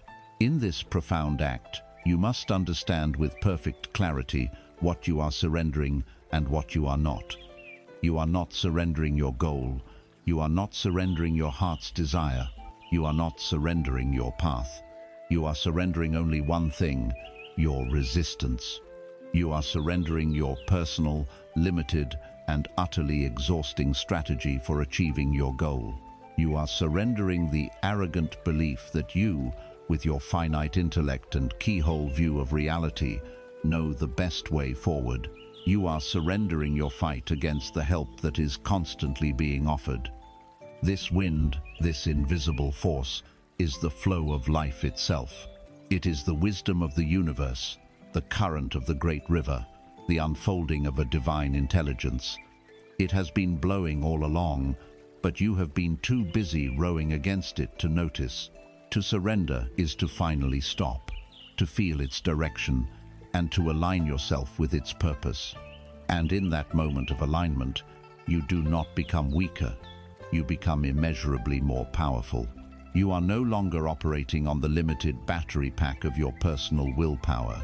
You have plugged your ship into the infinite power grid of the cosmos.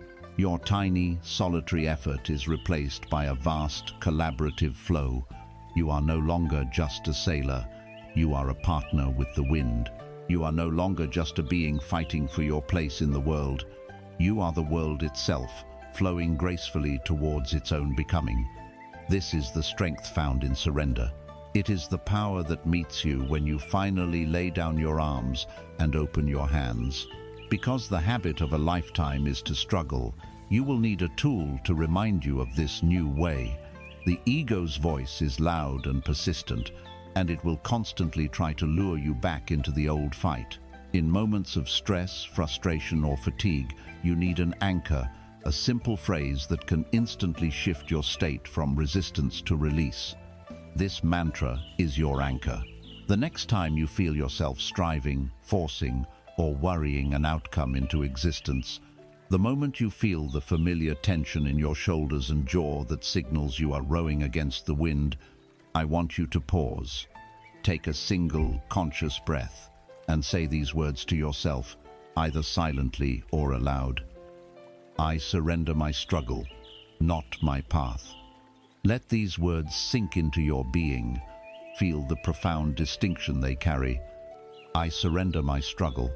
With this phrase, you are consciously laying down the heavy oars of the ego. You are releasing the need to control, to force, to know all the answers.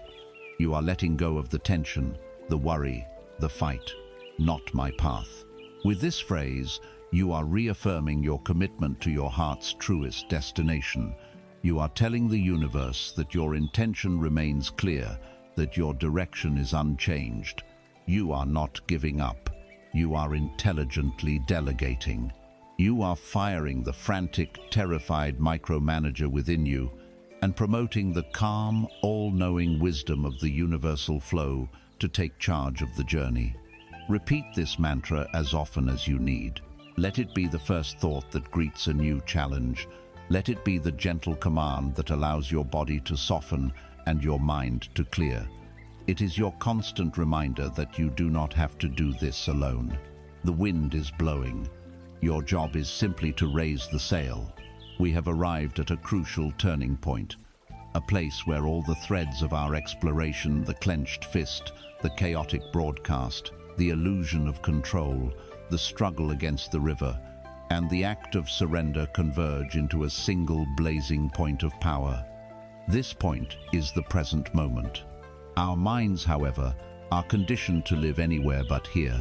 We exist in a state of perpetual anticipation, governed by the most pervasive and disempowering lie of the human ego, the fallacy of then.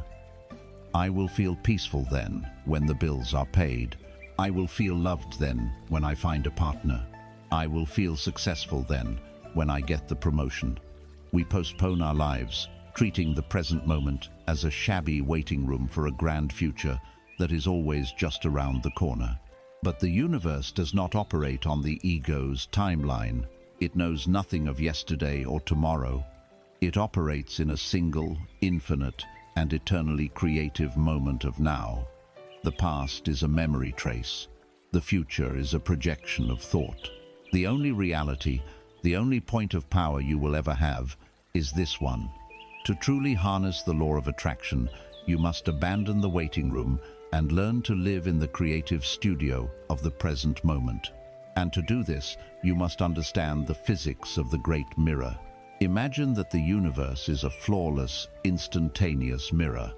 It is not a distant, time-delayed screen that reflects your past efforts or your future hopes. It is a perfect, real-time reflection of your current state of being. The mirror does not show you what you want, it shows you who you are. Right now, in this breath, the reflection you see, which you call your life circumstances, is nothing more and nothing less than a direct, unerring image of your inner vibrational reality. This vibrational reality is the sum total of your dominant feeling state. It is the music playing in the deep chambers of your heart. If the music you are currently playing is the sad, discordant tune of anxious lack, the mirror of the universe can only reflect back circumstances that resonate with that tune. Missed opportunities, unexpected expenses, frustrating delays. If the music you are playing is the frantic, agitated rhythm of desperate striving, the mirror can only show you a life filled with more struggle and effort. This is the great secret that eludes so many. We stand in front of the mirror, frowning with worry and dissatisfaction, and we try to command the reflection to smile. We use affirmations, visualizations, and mental force, trying to paint a smiling face onto the glass, all while our actual face remains contorted in a frown. The universe, like a simple mirror, cannot be deceived. It cannot show you a smiling reflection until you, the source of the reflection, genuinely smile first. Your feeling is the expression. Your life is the reflection. To try and change the reflection without first changing your expression is the definition of insanity. It is a waste of your divine creative energy. Why then do we insist on living in the future? Why do we prefer the powerless act of daydreaming over the potent work of transforming our present state? The reason is simple and deeply human. It is a form of escapism. The present moment, for many of us, can feel deeply uncomfortable. It may be filled with challenges, with lack, with loneliness, with pain. To focus on the present is to focus on this discomfort. Daydreaming about a perfect future provides a temporary anesthetic. It is a short-term psychological analgesic, a fantasy that offers a fleeting hit of relief from the pain of our current reality. The internal conflict, therefore, is between the short-term comfort of this escapist fantasy and the real, often challenging work of changing our state from the inside out. It feels infinitely easier to lie in bed and fantasize about being a millionaire than it does to get up and cultivate a genuine feeling of abundance while staring at a stack of unpaid bills. It seems simpler to scroll through images of happy couples than it does to sit in the silence of your own loneliness and learn to generate a feeling of love and wholeness from within yourself.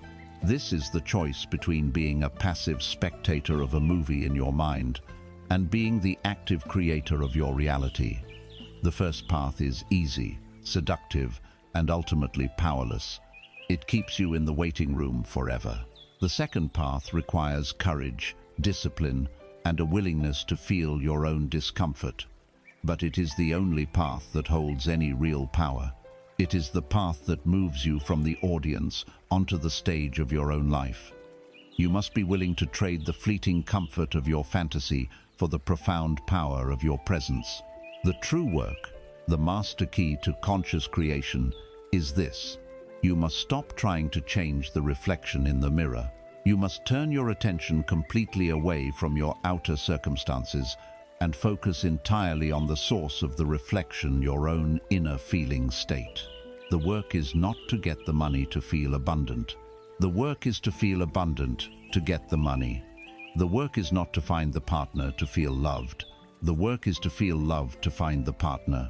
This is the great reversal of the ego's logic, and it is the secret of all masters. You must generate the feeling from within. in advance of the physical evidence. You give the feeling to the universe first, as a clear vibrational instruction, and the universe then has no choice but to assemble a physical reality that matches the feeling you have offered. This is the true meaning of faith. Faith is not a hopeful belief that you will get what you want in the future.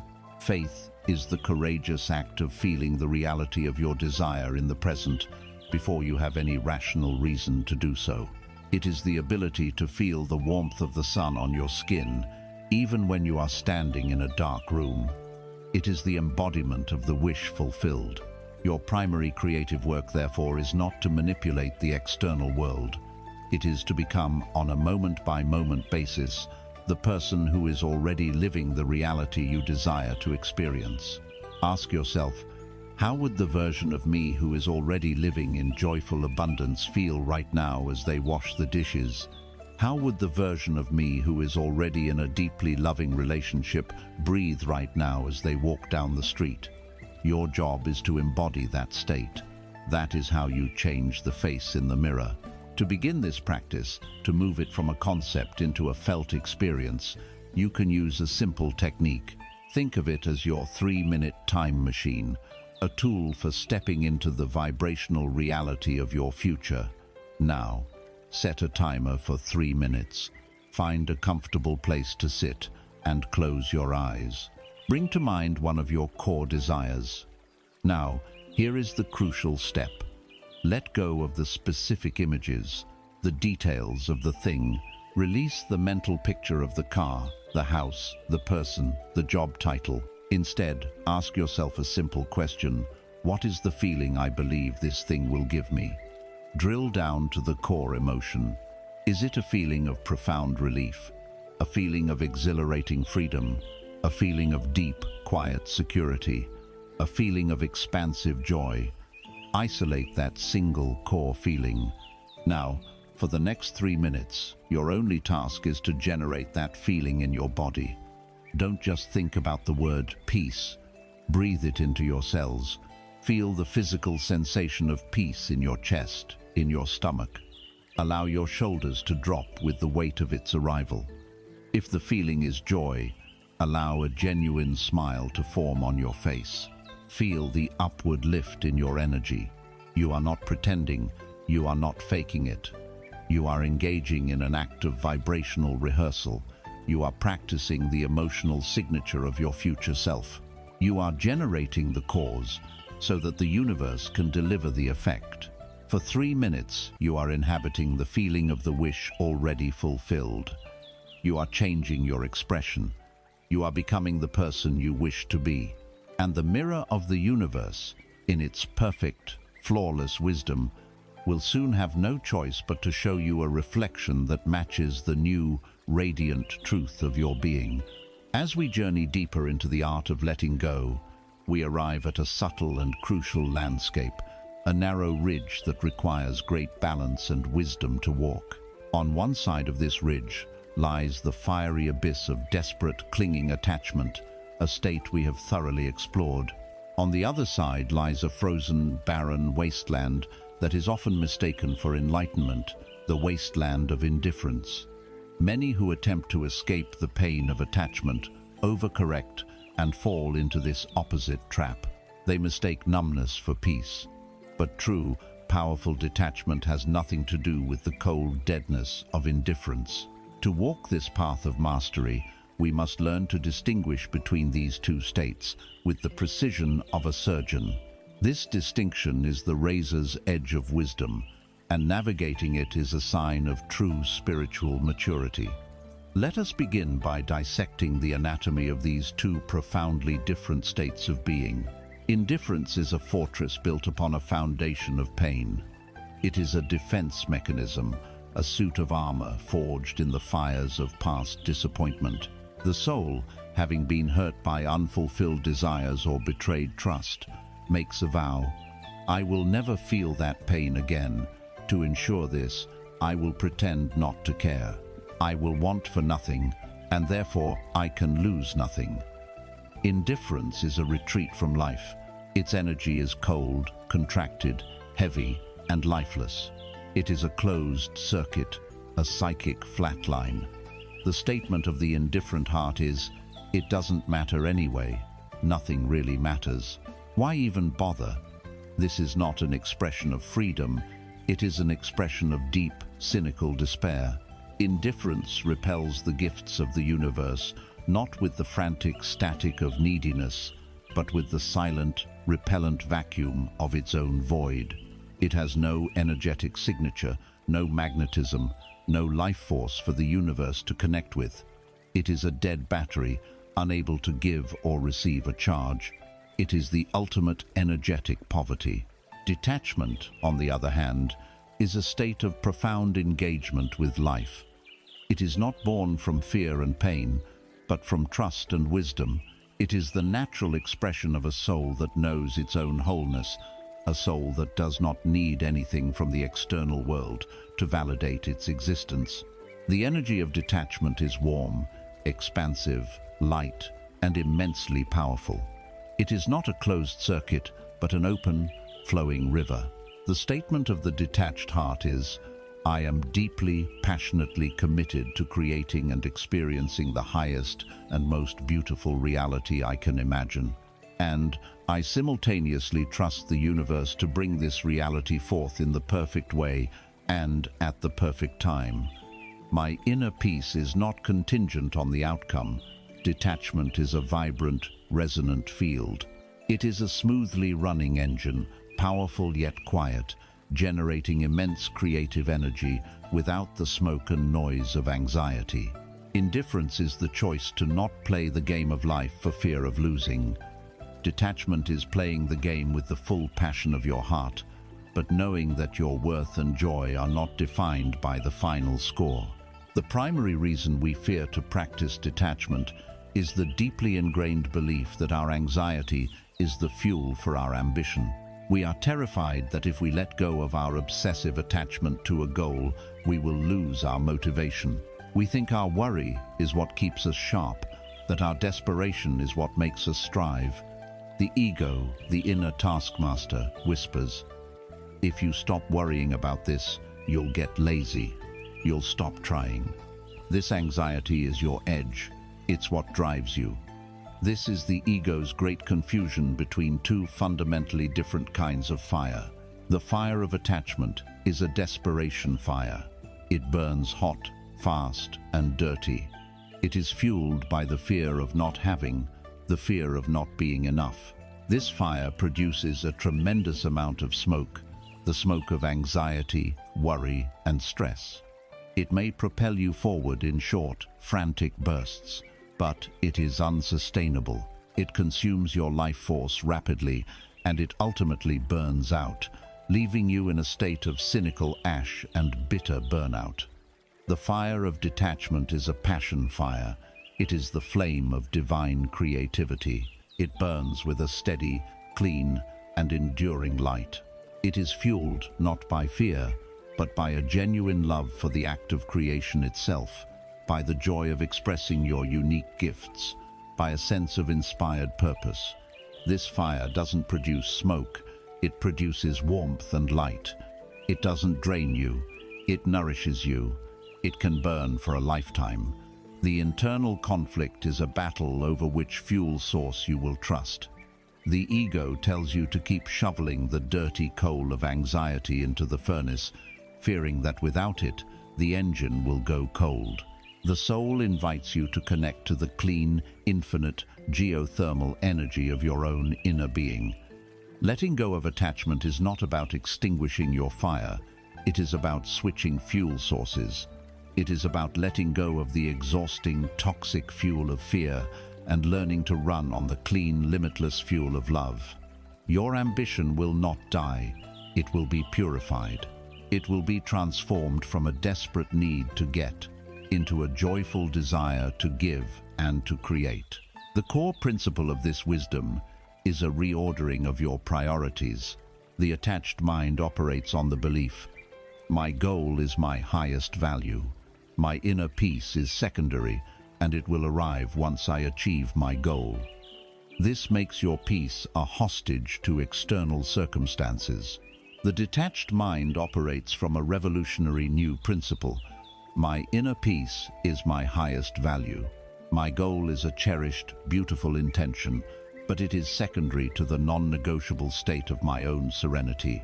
When you make this shift, you are no longer holding your breath, waiting for life to begin.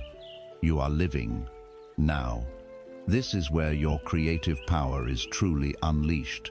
All the energy you were previously wasting on worry, on monitoring, on trying to control the outcome, is now liberated.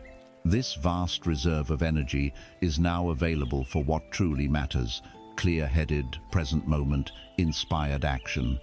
You become more efficient, more creative, more intuitive.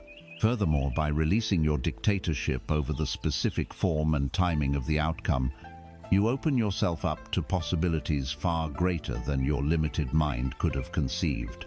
Perhaps the job you were desperately attached to would have made you miserable, and the universe was trying to guide you to a far more fulfilling opportunity around the corner. The attached mind would have missed it, interpreting the redirection as a failure. The detached mind recognizes the redirection as a gift, as a sign of the universe's superior intelligence at work. You love your goal, yes, but you love your peace more. And from that sacred space of inner peace, you become a magnet for outcomes that are not only successful, but also joyful and resonant with your soul. To make this practice tangible, to weave this high wisdom into the fabric of your daily thoughts, you can employ a simple but profoundly effective linguistic tool. Think of it as a liberating caveat, a key that unlocks the prison of fixation. From now on, whenever you think about or state your intention, I want you to append this magical phrase, or something even better. It is a small addition that changes everything.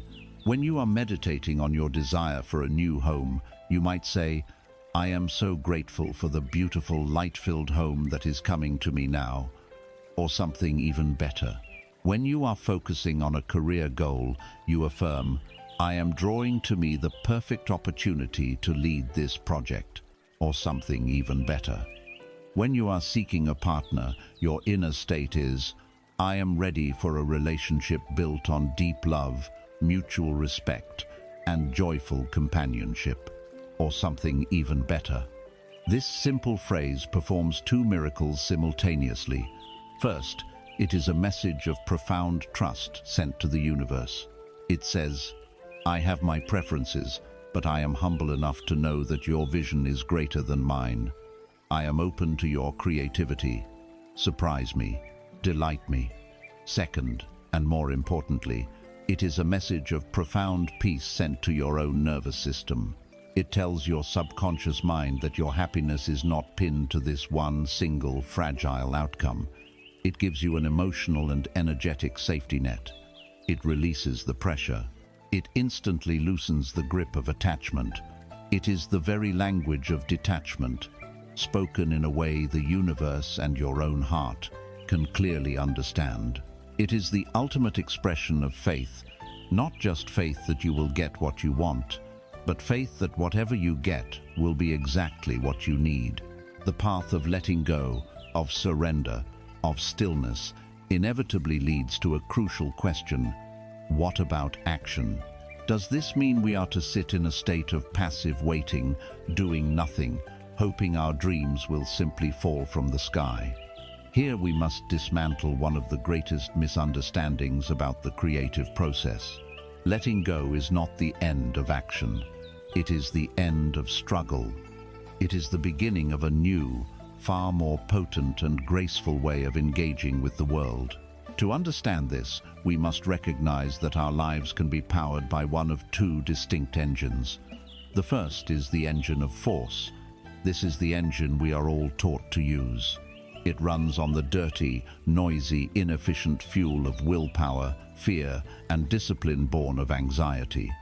The second is the engine of flow. This is the engine of the master. It runs on the clean, silent, infinitely powerful energy of inspiration. The entire art of conscious creation lies in learning how to shut down the loud, clanking engine of force and to start the quiet, humming engine of flow, Let us first deconstruct the machine of force, for it is the one we know so well. Action born of force is the action of should, must, and have to. It is the action you take when you feel you are behind in the race of life. It is the heavy, grinding work you do from a place of perceived lack or inadequacy. It is the feeling of pushing a massive boulder up a steep hill. Our society has built a cult around this engine. We call it hustle culture. We are taught to glorify the struggle, to wear our exhaustion as a badge of honor, and to equate the volume of our effort with the value of our character. We believe that success is a fortress to be taken by siege, and we are the weary soldiers laying our lives down for the cause. But this is a profound and tragic myth. Brute force is the least efficient, least intelligent, and least joyful way to create anything of lasting value. The energy of forced action is, by its very nature, contracted and resistant. When you force yourself to make 100 cold calls because you fear poverty, your voice carries the vibration of fear. The person on the other end feels it, and the door slams shut. When you drag yourself to the gym out of self-loathing, your body experiences the exercise as a punishment, and the results are slow and grueling. When you force yourself to write a report out of fear of your boss, your mind is clouded and your creativity is stifled. Every action taken from a place of force is like trying to swim against the current of the river. It requires an immense expenditure of personal energy to make even the smallest amount of progress. And because the energy you are broadcasting is that of struggle, the universe, the great mirror, can only reflect back more circumstances that require struggle. It is a self-perpetuating cycle of effort and disappointment. Now, let us turn to the radiant alternative, the engine of flow. Inspired action is of an entirely different nature. It does not arise from a mental calculation or a frantic to-do list. It arises from the stillness. After you have planted your seed, after you have allowed the lake of your mind to become clear, after you have surrendered your struggle, a new kind of impulse begins to emerge. It is not a loud command, but a quiet whisper. It is a sudden, clear insight, a gentle nudge in a particular direction, a feeling of quiet, expansive rightness about a potential next step. This is the voice of inspiration. The feeling of taking inspired action is unmistakable. It is light, expansive, and energizing. It does not feel like work. It feels like play, like a dance. It is the sensation of the river carrying you. When you are acting from this place, time seems to dissolve. You become so absorbed in the activity that you lose track of yourself. This is the state that athletes, artists, and mystics call the zone or flow. You are no longer a separate ego doing a task. You are life itself, flowing through the task. The results of inspired action often seem magical, entirely disproportionate to the perceived effort. A single inspired conversation can open a door that a year of forceful networking could not. A single paragraph written in a state of flow can contain more wisdom than 100 pages written from a place of strain. A single intuitive business decision can create more abundance than 5 years of strategic grinding. This is because inspired action is not just your action, it is the universe acting through you. It is perfectly aligned with the invisible currents of divine timing and universal intelligence. When you act from force, you are a solitary soldier. When you act from inspiration, you are a general with the entire cosmos as your army. The greatest challenge in shifting from force to flow is learning to trust the silent interval. It is having the courage to wait. When a problem or a desire presents itself, our conditioning screams at us with utter panic, "Do something, do anything, now." We feel that if we are not actively and visibly struggling with a problem, we are being irresponsible. The path of inspired action requires a radical act of courage. The courage to heed the wisdom that says, "Don't just do something, sit there." This waiting is not the empty, passive listlessness of apathy. It is a state of active, alert, and patient stillness. It is the stillness of a great cat in the jungle, resting motionless in the grass, every sense alive. It is not lazy. It is conserving its energy, observing the landscape, listening with its entire being, waiting for the one perfect, opportune moment to act. In that moment, its action will be swift, precise, and devastatingly effective. This is the nature of inspired action. It comes after a period of quiet observation and patient listening. Our frantic busyness is the noise that prevents us from hearing the signal. Our constant motion is what keeps us from seeing the opening. The core message is a revolutionary reversal of our culture's most cherished belief. Your most productive and powerful moments are not when you are most busy. They are the moments when you are most still, listening with your whole being for the whisper of your next aligned step. One single action taken from that place of deep intuitive knowing is worth 1,000 desperate actions born of fear. Stop celebrating the struggle. Start revering the stillness from which true power is born. To make this your lived reality, you need an internal compass, a simple tool that allows you to check your energetic bearings before you act.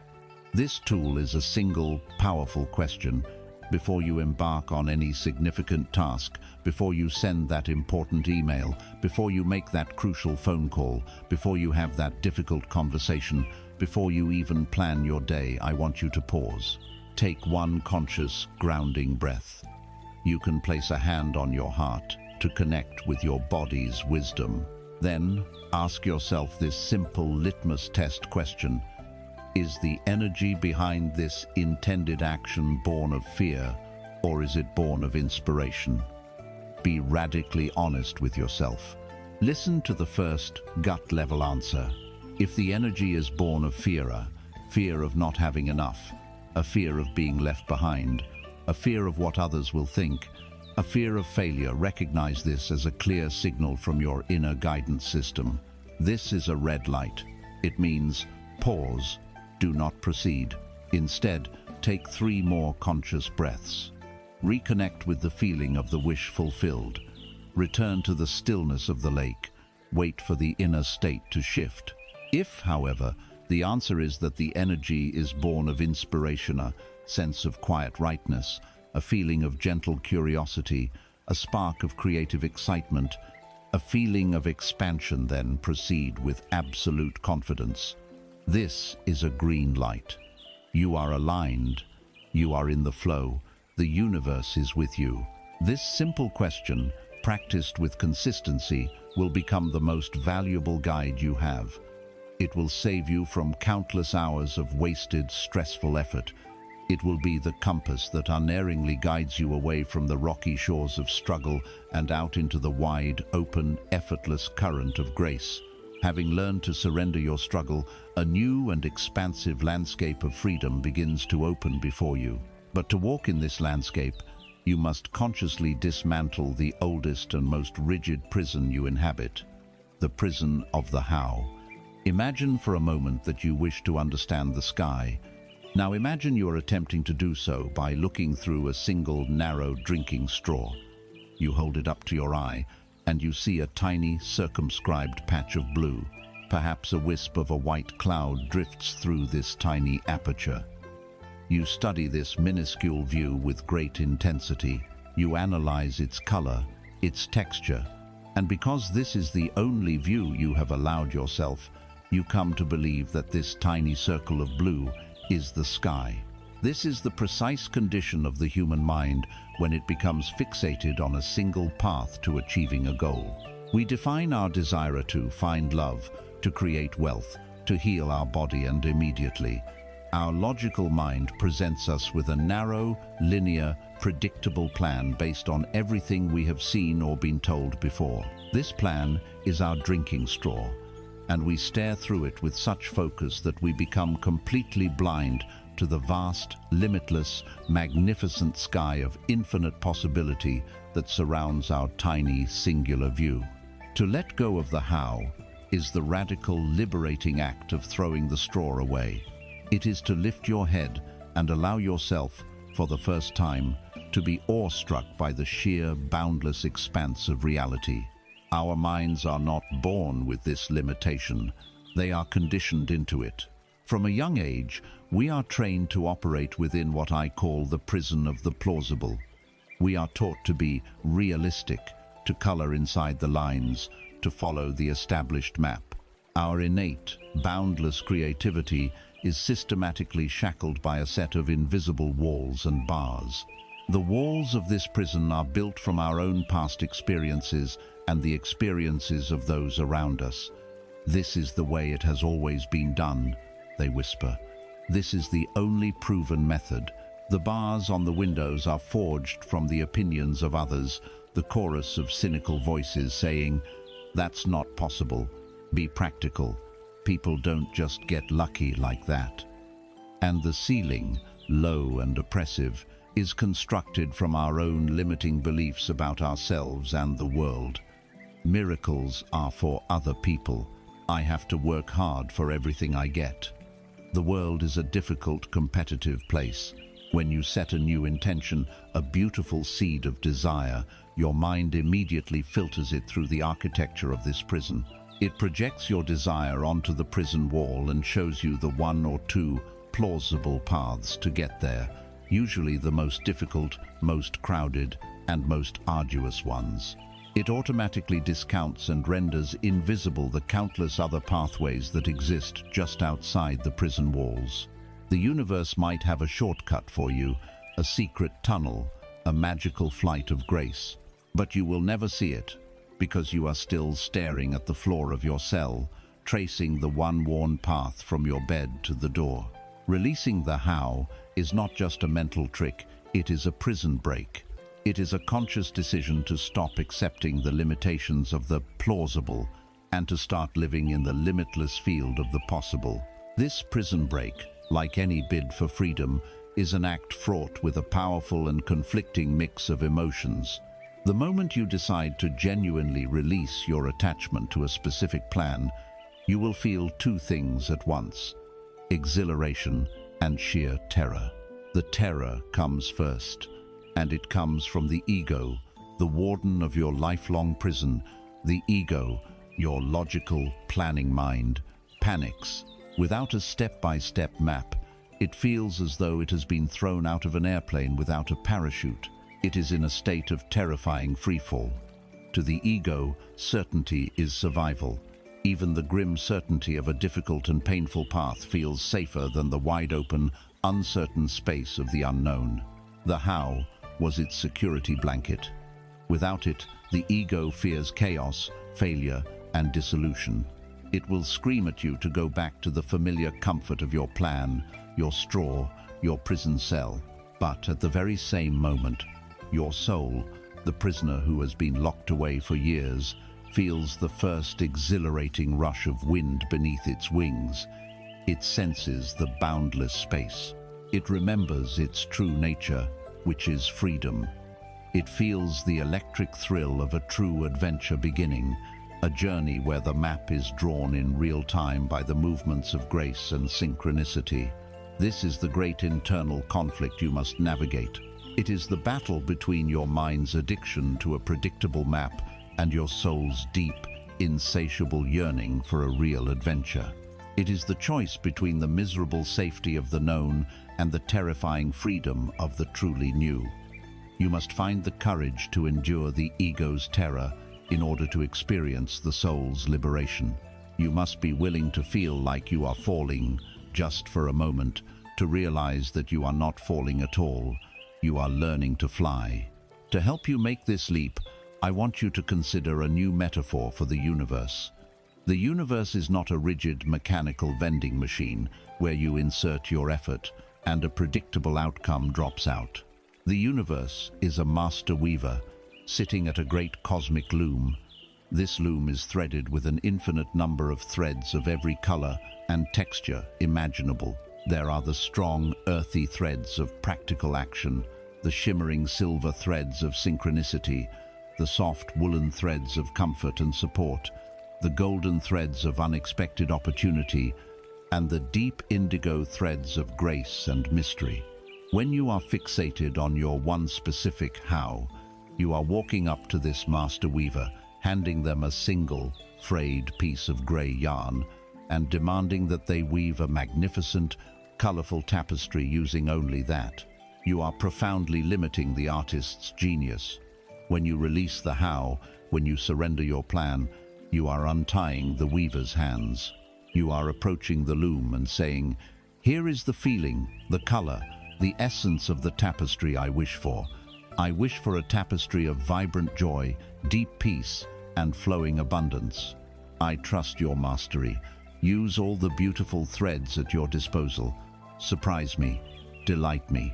Weave for me something far more intricate, beautiful, and wondrous than my own limited imagination could ever design." Your goal is a single star in the night sky. Your logical mind knows of only one way to reach it: a tall, rickety wooden ladder. The universe, the master weaver, owns a fleet of silent, beautiful starships. The message is simple: let go of your ladder. To begin to break the mental habit of linear, plausible thinking, you must practice the art of divine imagination. You must playfully stretch the boundaries of what your mind is willing to believe. I call this the game of impossible possibilities. Take a goal that you hold, one that feels stuck or difficult. Now, find a piece of paper and give yourself permission to be a little bit crazy. Your task is to brainstorm and write down 10 utterly impossible, magical, or miraculous ways this goal could be achieved. Do not censor yourself in any way. Let your inner child come out to play. For example, if your goal is to pay off a debt, your list might include, "I find a winning lottery ticket on the street." "A forgotten investment I made years ago suddenly becomes worth a fortune." "A long-lost, eccentric billionaire uncle I never knew I had leaves me the exact amount in his will." I wake up one morning with an idea for an invention that changes the world. The purpose of this game is not to accurately predict how your goal will manifest. The purpose is to systematically shatter the walls of your prison of the plausible. It is a joyful, playful exercise that sends a powerful message to your subconscious mind and to the universe. That message is, I am no longer available for the hard, boring, and predictable path. I am open for business with the magical, the unexpected, and the miraculous. I am ready to be surprised. You are stretching your capacity to believe in wonder, and as you make more room for the miraculous in your mind, you make more room for the miraculous in your life. You are throwing away the straw and teaching your eyes to take in the whole, magnificent, star-filled sky. We now arrive at the very bedrock of our reality, the fundamental law upon which all other principles rest. We have spoken of letting go of control, of outcomes, of struggle, but all of these are merely branches on a much deeper tree. We must now turn our attention to the root system itself, for there is a profound and often misunderstood truth at the heart of the creative process. You do not attract what you want, you attract who you are. The universe does not respond to your wishes or your desires. It responds to the resonant, vibrational truth of your being. Imagine your life is a house. Many of us spend our days frantically trying to improve this house. We try to hang new pictures on the walls, attract new experiences, replace the furniture, change our job or partner, and paint the rooms a different color, adopt new habits. Yet, we remain deeply frustrated because no matter how much we redecorate, the house itself feels wrong. The floors are slanted, the walls are cracked, and a strange coldness permeates every room. This is because we are ignoring the unseen blueprint upon which the house was built. This blueprint is your core belief system, and the great secret is that you are not just living in the house, you are the house. The law of attraction is not about interior decoration.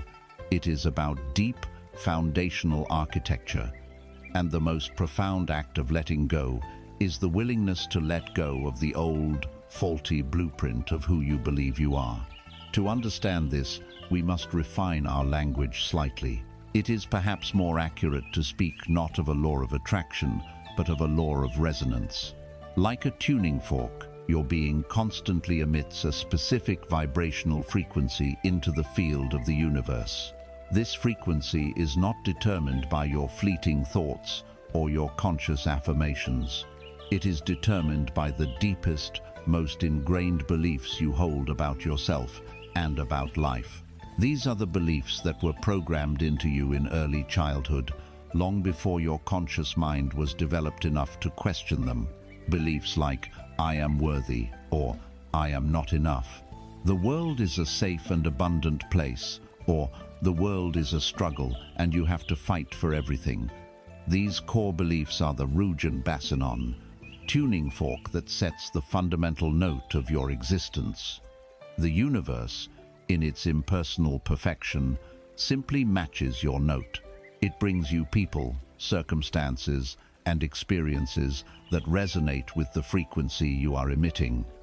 This is why positive thinking alone so often fails.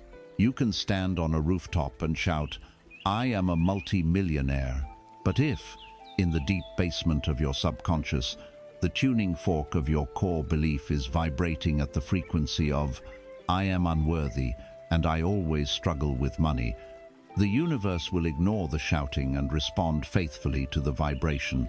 It will bring you circumstances that perfectly match the feeling of unworthiness and struggle. This is also why we see patterns repeat in our lives. A person with a core belief of being unlovable may move from one painful relationship to another, always ending up with partners who betray or abandon them. This is not bad luck. It is perfect resonance. They are unconsciously seeking out experiences that validate their inner blueprint. Until the core belief is excavated and changed, the outer reality has no choice but to reflect it. Why then do we cling so fiercely to these painful, limiting beliefs? If they are the source of our suffering, why is it so difficult to let them go? The answer lies in one of the ego's most powerful drives, the need for a consistent identity.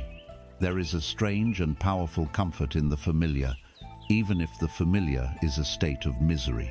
The story of, "I'm the kind of person who is always unlucky in love," or "I'm just not good with money," becomes a core part of our identity.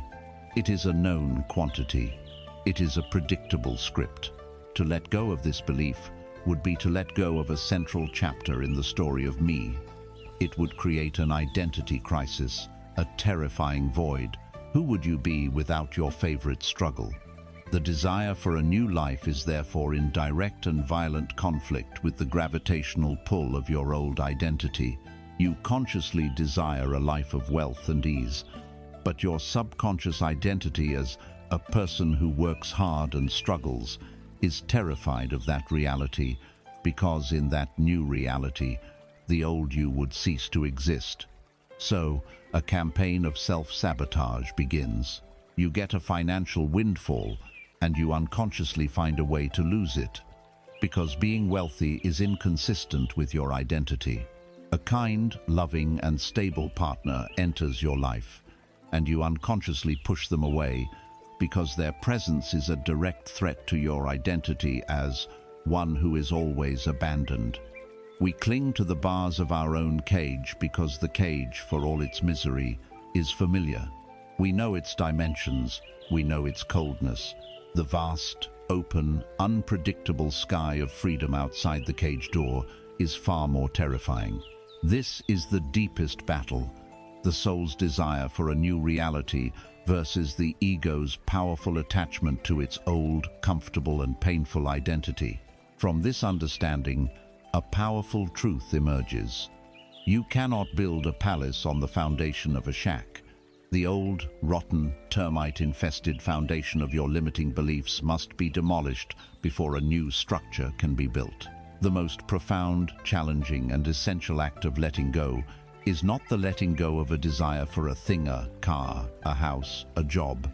It is the letting go of who you have been up until this moment. You must be willing to let the old you die. You must be willing to incinerate the old stories, the old grievances, the old limitations that have defined your existence. This is not a superficial change of attitude. This is a death and a rebirth. You must be willing to stand in the terrifying, fertile void of "I don't know who I am anymore," so that a new self, a truer self, can emerge. This new self, the one who is a natural, resonant match for joy, abundance, and love eyes, not something you invent, it is something you uncover. It is the real you that has been buried beneath the rubble of your conditioning. The ultimate act of creation is not the creation of a new life. It is the resurrection of your true self. And from that resurrected self, a new life will emerge effortlessly as a natural reflection of who you have finally allowed yourself to become. This is the deep work. This is the archaeology of the soul. To begin this sacred demolition, you must become a detective of your own inner world. Take one area of your life where you feel chronically stuck or frustrated: your finances, your relationships, your health. Now, sit quietly and dig. Ask yourself, what is the fundamental story I tell myself about this area of my life? Listen for the recurring habitual thought patterns. Write down the core belief when you find it. It might be, "I have to work myself to the bone to survive," or "I am not worthy of a truly devoted partner," or "My body is fragile and prone to illness." Once you have identified the belief, you must prove to yourself that it is a lie. Become a detective and search the archives of your entire life for any piece of counter-evidence, no matter how small. If your belief is, "I'm not good at making money," did you ever find $1 on the street? Did you ever get a raise? Did you ever sell something you owned? Did you ever receive a gift? Find the exceptions. These exceptions prove that the belief is not an absolute law, but merely a dominant habit of thought. Now, you must consciously craft your new foundation stone, your new truth. Based on the deeper reality, create a new statement of being. For example, the old belief, "I have to work hard to survive," becomes the new truth. "I am a vessel for universal abundance, and I create value with joy and ease." Write this new belief down. Put it on your mirror, on your desk, on your phone's wallpaper. Meditate on it. Feel the feeling of it. When the old thought pattern arises, consciously replace it with the new one. You are not lying to yourself or engaging in wishful thinking. You are performing the sacred architectural work of demolishing a false structure and replacing it with the truth of your infinite potential. You are rebuilding your house, one true stone at a time. After the demolition of old beliefs, we are left standing on a clear, new foundation. The essential question now becomes, what shall we build? With what materials shall we construct the new architecture of our reality? The answer is not found in more effort, more striving, or more complex strategies. The master material, the alchemical substance that transforms the blueprint of our intention into the solid structure of our experience, is gratitude. We often treat gratitude as a polite afterthought, a moral courtesy to be expressed after we have received a gift. This is a profound misunderstanding of its power. Gratitude is not a response to receiving, it is the very force that magnetizes reception. It is the ultimate and most elegant form of letting go, because in a state of genuine gratitude, you are letting go of the entire consciousness of lack. It is the feeling of the wish already fulfilled, practiced here and now. It is the frequency of abundance itself. When you learn to harness the potent alchemical force of gratitude, you are no longer simply asking for a new reality. You are actively inhabiting it.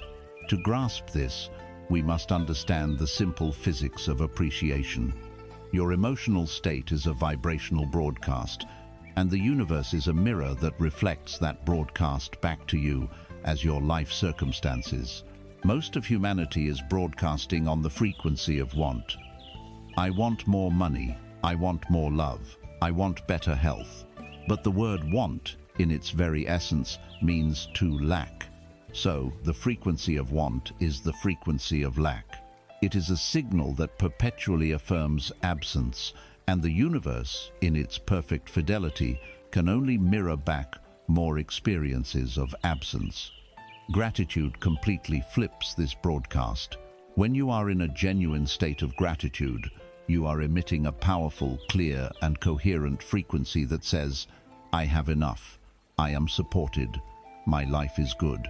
It is energetically impossible to feel genuine gratitude and a sense of lack at the same time. The two frequencies are mutually exclusive. Gratitude is the ultimate antidote to the poison of scarcity. It is a declaration of abundance, made in the present moment. The universe hears this powerful declaration of, "I have enough," and, as the perfect mirror, has no choice but to reflect back more circumstances, people, and experiences that give you more to be grateful for. It is a beautiful, self-perpetuating cycle of grace. Think of it as tuning your radio. Most people have their dial permanently set to Lack FM, a station that plays a constant loop of problems, complaints, and worries. Gratitude is the act of consciously turning the dial to Abundance FM. The songs on this station are about beauty, connection, and the quiet miracles of everyday life. At first, you may only catch the signal for a few moments at a time, but the more you intentionally tune to this frequency, the stronger the signal becomes, until it eventually becomes the default background music of your life. The shift from want to thanks is the single most powerful act of deliberate creation you can perform. This shift, however, requires you to win a constant, moment-by-moment battle, the war for your attention. Your mind, by default, is not wired for gratitude. It is wired for survival. It has a built-in negativity bias, a remnant of our evolutionary past, where our ancestors had to be hyper-vigilant about threats in their environment. Your brain is a world-class expert at scanning your reality and identifying what is wrong, what is missing, and what might be a problem.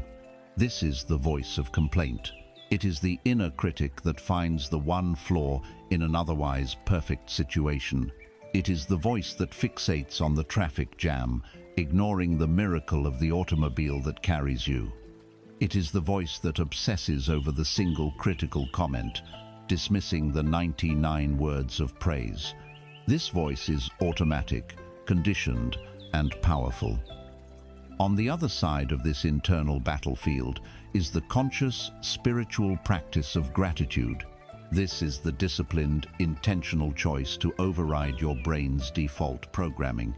It is the act of deliberately scanning your reality for what is right, what is good, and what is working. It is a conscious search for evidence of blessings. The internal conflict is between the lazy, conditioned habit of complaint and the heroic, disciplined act of appreciation. And it is a choice you must make hundreds of times a day. When things are difficult, when you are faced with challenges and disappointments, the voice of complaint becomes a roar. The temptation to focus on what is wrong feels overwhelming. It is in these very moments that the choice for gratitude becomes a heroic act of will, an act of profound spiritual defiance. To find something to be grateful for in the midst of a crisis is to declare to the universe that your inner state is no longer a slave to your outer circumstances. It is to announce that your peace and your power come from within. This understanding allows us to completely reframe the very nature of prayer. For most, prayer is a litany of petitions, a list of requests sent to a distant deity. Please give me this. Please help me with that. But energetically, this form of prayer is a prayer of not having. It is a powerful affirmation of absence. When you plead for something, you are screaming into the universe, "I don't have it. I lack this." And the universe, which responds to the feeling behind the words, can only echo back the experience of not having. Gratitude is the prayer of already having. It is the highest and most effective form of prayer because it aligns you with the state of reception. Instead of praying for what you want, you begin to give thanks for what you have, and even for what you intend to receive, as if it has already arrived.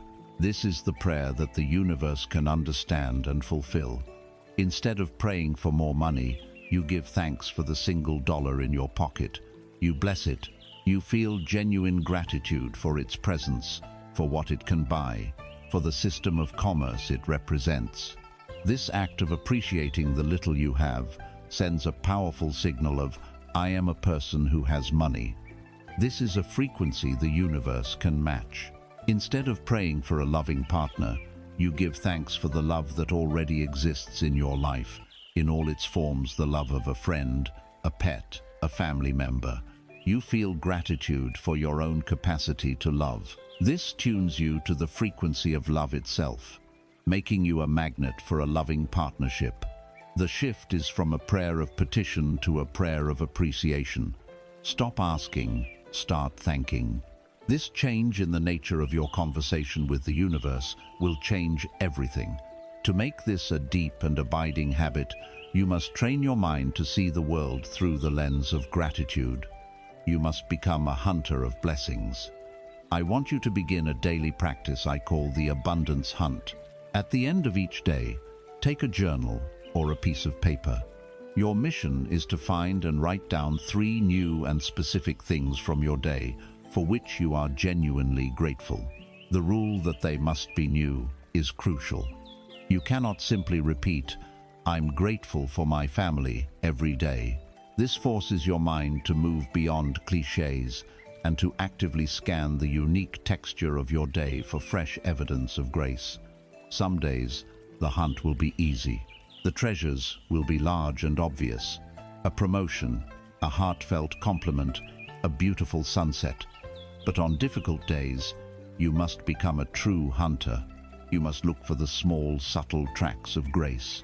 You might be grateful for the taste of your morning coffee, for the 5 minutes of silence you had in your car, for the comfort of your favorite sweater, for the fact that your body is breathing without any effort from you, for a stranger who held a door open. No blessing is too small to be recorded. This is not a chore, it is a game. It is a daily practice in retraining your perception. You are consciously teaching your brain to seek out and register the good. You are becoming an expert in finding the gold, not the dirt. And as you become a master hunter of abundance, you will be astonished to find that the forest of your life seems to be filled with more and more treasures each day. The truth is, the treasures were always there. You have simply, finally, learned how to see. You have done the sacred work. You have opened your palm, planted the seed of your intention with clarity, and released your attachment to the how and the outcome. You have aligned yourself with the flow. And now you enter the most subtle, most challenging, and most transformative phase of the entire creative journey. The dance with uncertainty. This is the sacred pause, the space between the cause and the effect, the silence between the prayer and the answer. It is the time after you have released the arrow from the bow, but before it has reached its target. Our modern world has trained us to abhor this space. We are addicted to instant gratification, to constant feedback, to knowing what happens next. The silent, fertile void of the in-between feels, to our conditioned minds, like a failure. We interpret the absence of evidence as evidence of absence. But it is here, in this liminal space, that the deepest magic is at work. And it is here that our faith is truly tested and forged. To learn to find peace in this uncertainty is to master the final and most profound art of letting go. The agony we feel in this liminal space arises from the ego's fundamental terror of the unknown. The ego is a mechanism that craves data. It needs to measure, to track, to see progress, to know. The quiet, invisible process of manifestation provides none of this. It is a process that happens in the dark, beyond the reach of the ego's senses. This darkness becomes a fertile breeding ground for all our old doubts and fears to resurface with a vengeance. The seeds of doubt we thought we had weeded out begin to sprout again. Did I do it right? Was my intention clear enough? Maybe this is all foolish nonsense. Nothing is happening. The ego, in its panic, interprets the silence not as a sign of gestation, but as a sign that the universe is ignoring us. It desperately needs a sign, a signal, a confirmation that the process is working. This anxiety can be best understood with the metaphor of a photographic darkroom. In the age of film, after a picture was taken, the film had to be developed in a chemical bath in complete and total darkness. It was in this darkness that the latent image was coaxed into visibility. If the impatient photographer, desperate to see if the picture was coming out, were to turn on the light for even a fraction of a second to check on the progress, the delicate chemical process would be instantly ruined. The image would be destroyed forever. Our anxiety in the space of uncertainty is that desire to turn on the light. Our need for premature evidence, our constant energetic prodding to see if it's working yet, is the very thing that can disrupt the subtle, sacred chemistry of creation. We must learn to honor the darkness. We must learn to trust the process that we cannot see. This leads to the great internal battle against the question of when. Our mind is a linear, time-obsessed instrument. It wants a schedule, a delivery date. We plant our seed of intention, and then we stand over the plot of earth with a calendar and a stopwatch, demanding to know the exact hour of its germination. But the universe does not operate on our impatient human timetables. It operates on a far more intelligent and complex timeline known as divine timing. It sees the whole ecosystem. It knows when the soil is most fertile, when the sun and rain will be most beneficial. It understands that our desire must intersect with the paths of other people, with larger economic and social currents, with the readiness of our own heart to truly receive it. To insist on our own schedule is a form of profound arrogance and distrust. It is like a child telling a master chef, "The meal must be ready in 5 minutes," not understanding the hours of marinating, slow cooking, and delicate preparation that are required to create a masterpiece. Every time we anxiously ask, "When will it happen?" we are sending a vibration of doubt into the universe. We are energetically stating, "I don't trust your timing. I believe my own limited, fearful schedule is superior to your infinite wisdom." This anxious, demanding energy does not speed up the process. It creates resistance. It is like constantly pestering a lover. "Do you love me yet? How about now?" The neediness itself pushes away the very love it craves. You must release your grip not only on the how, but also on the when. You must be willing to let your desire ripen according to its own perfect, organic schedule. The most powerful way to find peace in this waiting period is to radically reframe your understanding of it. This in-between is not an empty, static void. It is the womb of creation. It is a sacred, profoundly active, and intelligent space. Though you may see no movement on the outside, on the inside, in the invisible realms, a universe of activity is taking place. Your desire, like an embryo, is being formed. The universe is gathering the resources, aligning the people, arranging the synchronicities, and preparing the path. Your own soul is being prepared, stretched, and strengthened to become a vessel that can actually hold the reality you have asked for. Often, we are not yet the person who can sustain the success or the love we desire. The waiting period is our chrysalis. It is the time the universe gives us to grow into the person we need to become. To treat this period as an empty delay is to miss its sacred purpose. Our job during this gestation is not to anxiously check on the baby. Our job is to tend to the mother. You are the mother. Your vibrational state is the womb. Your work is to keep yourself in a state of peace, trust, and joy, to keep your own energy high and clear. This provides the most nourishing and supportive energetic environment for your creation to develop healthily. The waiting period is not a test of your patience. It is a profound invitation to practice your faith.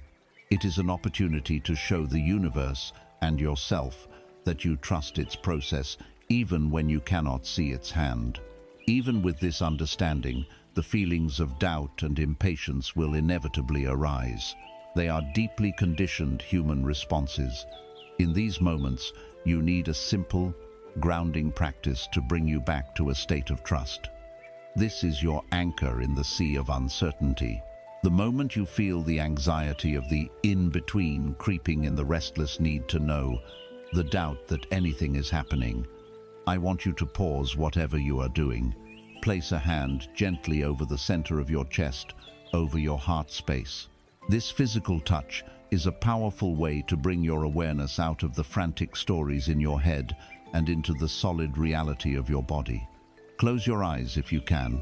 Take one slow, deep breath, feeling the hand on your chest rise and fall. Then, speak these 5 words, either silently in your mind or as a soft whisper. Speak them not as an attempt to convince yourself, but as a simple statement of remembrance. I am in the process. Let the feeling of that phrase settle over you. Say it again. I trust the timing of my life. Feel the quiet authority in these words. They are a declaration that brings you out of the imagined, anxious future and back into the peaceful power of the present moment. You are reminding yourself that you are not stuck in a void. You are held in a sacred process. You are not being ignored. You are being prepared. This simple act, practiced whenever the waves of uncertainty begin to rise, will be your greatest ally. It will allow you to dance with uncertainty, to find peace in the magnificent pause, and to wait with the graceful, powerful confidence of one who knows that in the unseen world, a miracle is already taking shape. We have delved deep into the practice of releasing our attachments to outcomes, to timelines, to control. But now we must peel back one final, subtle layer to expose the very core of our resistance. For often, we are not attached to the desire itself, but to something far more intimate and insidious. We are attached to the identity of the one who is wanting. Our desires, especially the long-held chronic ones, cease to be mere goals. They become defining features of our character, pillars of the story we tell ourselves about who we are. We are no longer a person who is currently experiencing a lack of money. We become a person who struggles financially. We are no longer a soul temporarily without a partner. We become a lonely heart, forever seeking love. We are no longer a creator facing a block. We become a struggling artist. The most profound act of letting go, therefore, is not the release of the desire, but the release of the identity that is built around the desire's absence. Think of your life as a grand stage play, and you are the lead actor. From a young age, you were handed a script, a character to play. For some, the character was the underdog, the one who must fight for every scrap. For others, it was the victim, the one to whom life is always unfair. For others still, it was the noble martyr, the one who sacrifices their own happiness for others. We have played these roles for so long, rehearsed the lines so many times, that we have forgotten we are acting. We have fused with the character. We believe the mask is our face. These identities, even when painful, provide a strange kind of comfort. They give us a solid narrative, a predictable script. We know our lines. We know how our character will react in any given situation, and we often build an entire world around supporting this identity. The struggling artist might romanticize poverty, believing that commercial success would corrupt their pure vision. Subconsciously, they will resist massive success because it would kill the character they have grown to love, the character that makes them feel special and unique. The perpetual seeker, whose identity is based on being on a deep spiritual journey, may subconsciously resist finding the answers they seek. Why? Because if the search is over, their identity as a seeker dissolves.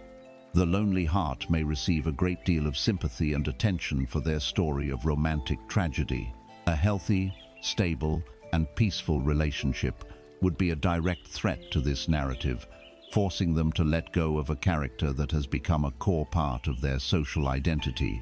The internal conflict, then, is not merely between wanting a new reality and fearing it won't happen. It is a much deeper conflict between the conscious desire for a new life chapter and the subconscious loyalty to the main character of the old chapters. Our ego is a master storyteller, and it loves drama. A story of a person who was always peaceful, whole, and had everything they needed is, to the ego, a very boring story. A story of struggle, of near misses, of heroic striving against the odds, that is a compelling drama. We become attached to the narrative of our own struggle. Furthermore, these negative identities often provide a secondary gain. The struggling artist doesn't have to face the pressures and responsibilities of success.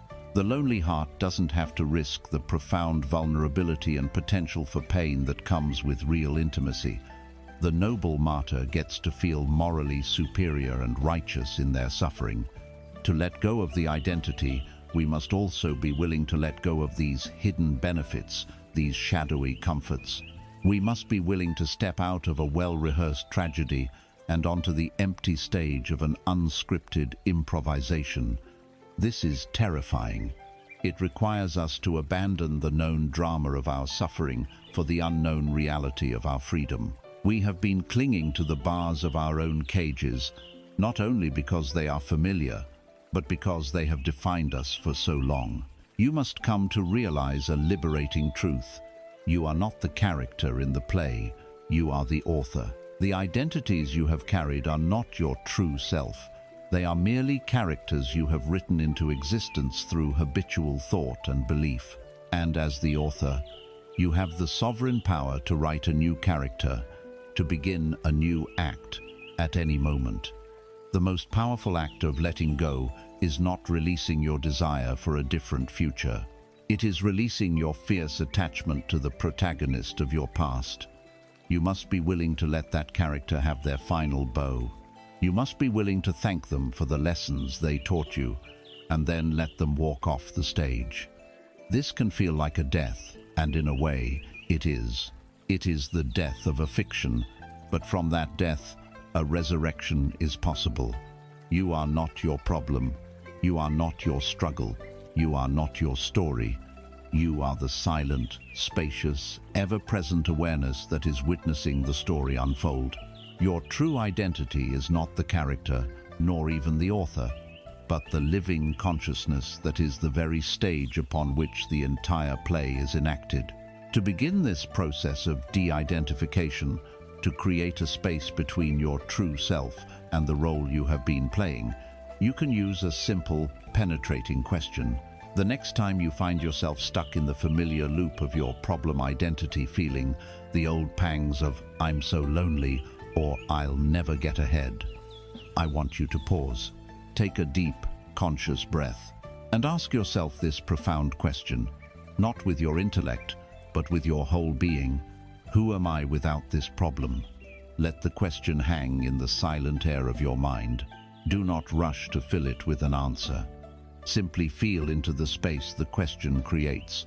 Who would I be if I were not the struggling one? Who am I, fundamentally, if I let go of the story of being the one who was wronged? In the space that follows that question, a new feeling can arise. It is a feeling of lightness, of spaciousness.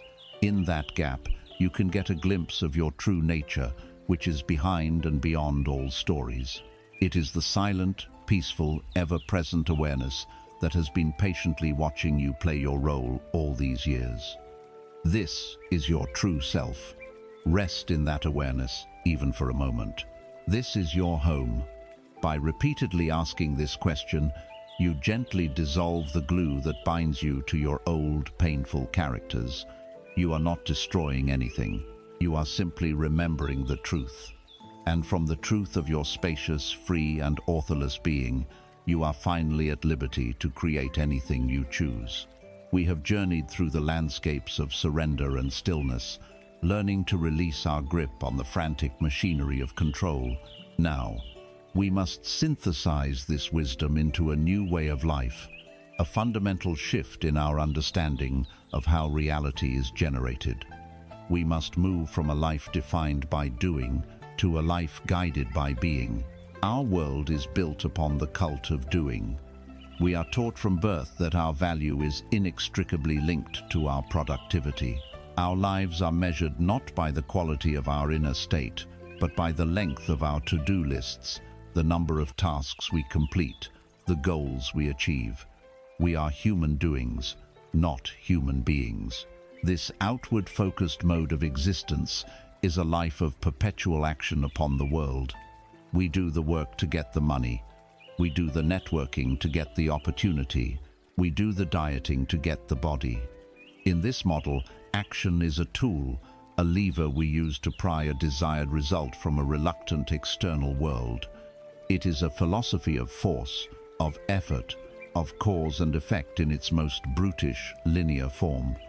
But this approach, while it can yield limited results, is profoundly inefficient and spiritually exhausting. It is like trying to build a magnificent sandcastle by standing far away and throwing handfuls of sand in its general direction. You expend a massive amount of energy for a crude and unsatisfying result.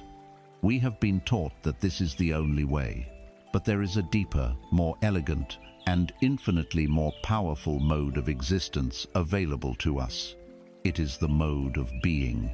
The power of being operates on a completely different principle. It understands that your primary creative tool is not your action, but your essence.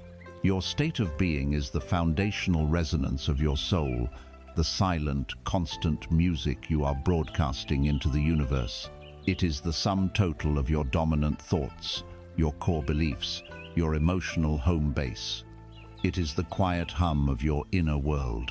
While the mode of doing is focused on what you need to do to get what you want, the mode of being is focused on who you need to be to attract what you want. The work shifts from outward manipulation to inward cultivation. It is no longer about forcing the world to change, but about tending to your own inner state so profoundly that the world has no choice but to rearrange itself around you in harmony. This is the ultimate law of resonance. The universe is not responding to your doing, it is responding to your being. If your state of being is one of anxious striving, you will attract experiences that require more anxious striving. If your state of being is one of deep, authentic peace, you will attract circumstances and people that reflect and amplify that peace. If your state of being is one of wholeness and self-love, you will attract relationships that are whole and loving. The outer world is a delayed mirror of your inner state. When you finally grasp this, your entire life strategy is turned on its head. The most important work you can do is not to hustle harder, but to become more peaceful. The most effective action you can take is to cultivate a state of joy. The greatest contribution you can make to achieving your goals is to work on your own inner alignment, your own state of being. The wisest way to understand this distinction is through the parable of the butterfly and the garden. Imagine you desire to have a beautiful butterfly land on your hand. In the mode of doing, you would grab a net and chase the butterfly frantically across a field. You would run, sweat and flail, likely destroying the flowers in your path. Even if you were to succeed, you would have a battered, terrified creature in your possession, captured by force, not by choice. This is the path of struggle. It is exhausting, often destructive, and the prize, if won, is often damaged. The mode of being offers a different path. In this path, you ignore the butterfly completely. You turn your full attention and effort to the cultivation of a beautiful, vibrant, irresistible garden. You enrich the soil. You plant the most exquisite flowers. You ensure there is water and sunlight. You make your small patch of the world so beautiful, so fragrant, so full of life, that it becomes a paradise for butterflies. This is the work of cultivating your state of being. You are not chasing anything. You are focusing entirely on making your own inner world a beautiful place. And what happens?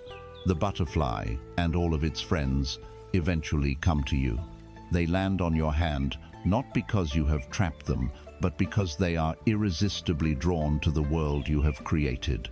They come freely, joyfully, and they stay. Your desires are the butterfly. Your state of being is the garden. Stop chasing the butterflies of money, love, validation, and success.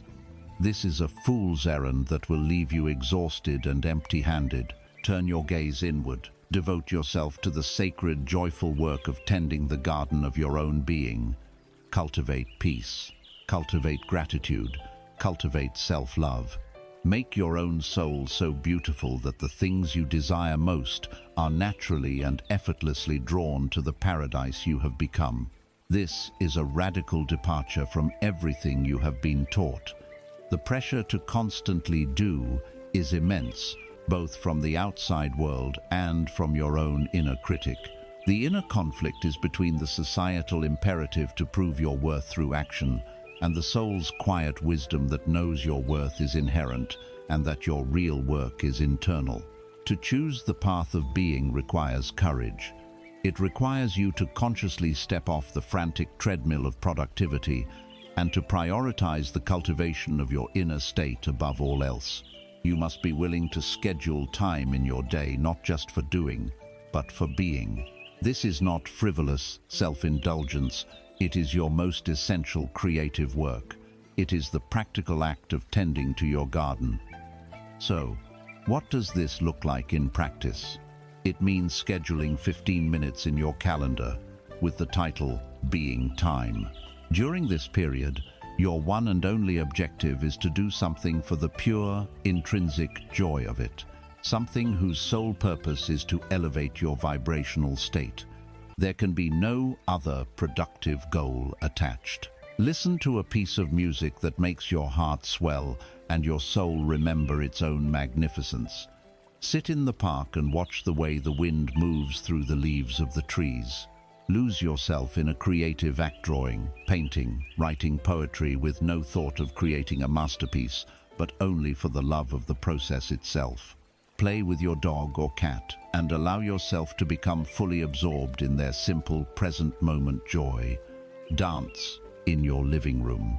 Take a walk in nature and focus only on the sensory details, the scent of the earth, the feel of the sun, the sound of the birds. These acts are the water, the sunlight, and the nutrients for your inner garden. They are not a waste of time. They are the most powerful form of manifestation practice that exists. They are the conscious choice to cultivate a beautiful state of being, creating a resonant field so powerful and so lovely that the butterflies of your dreams have no choice but to come and make their home with you. We have now explored the path of letting go from many angles, releasing the fist, stilling the lake, surrendering the struggle.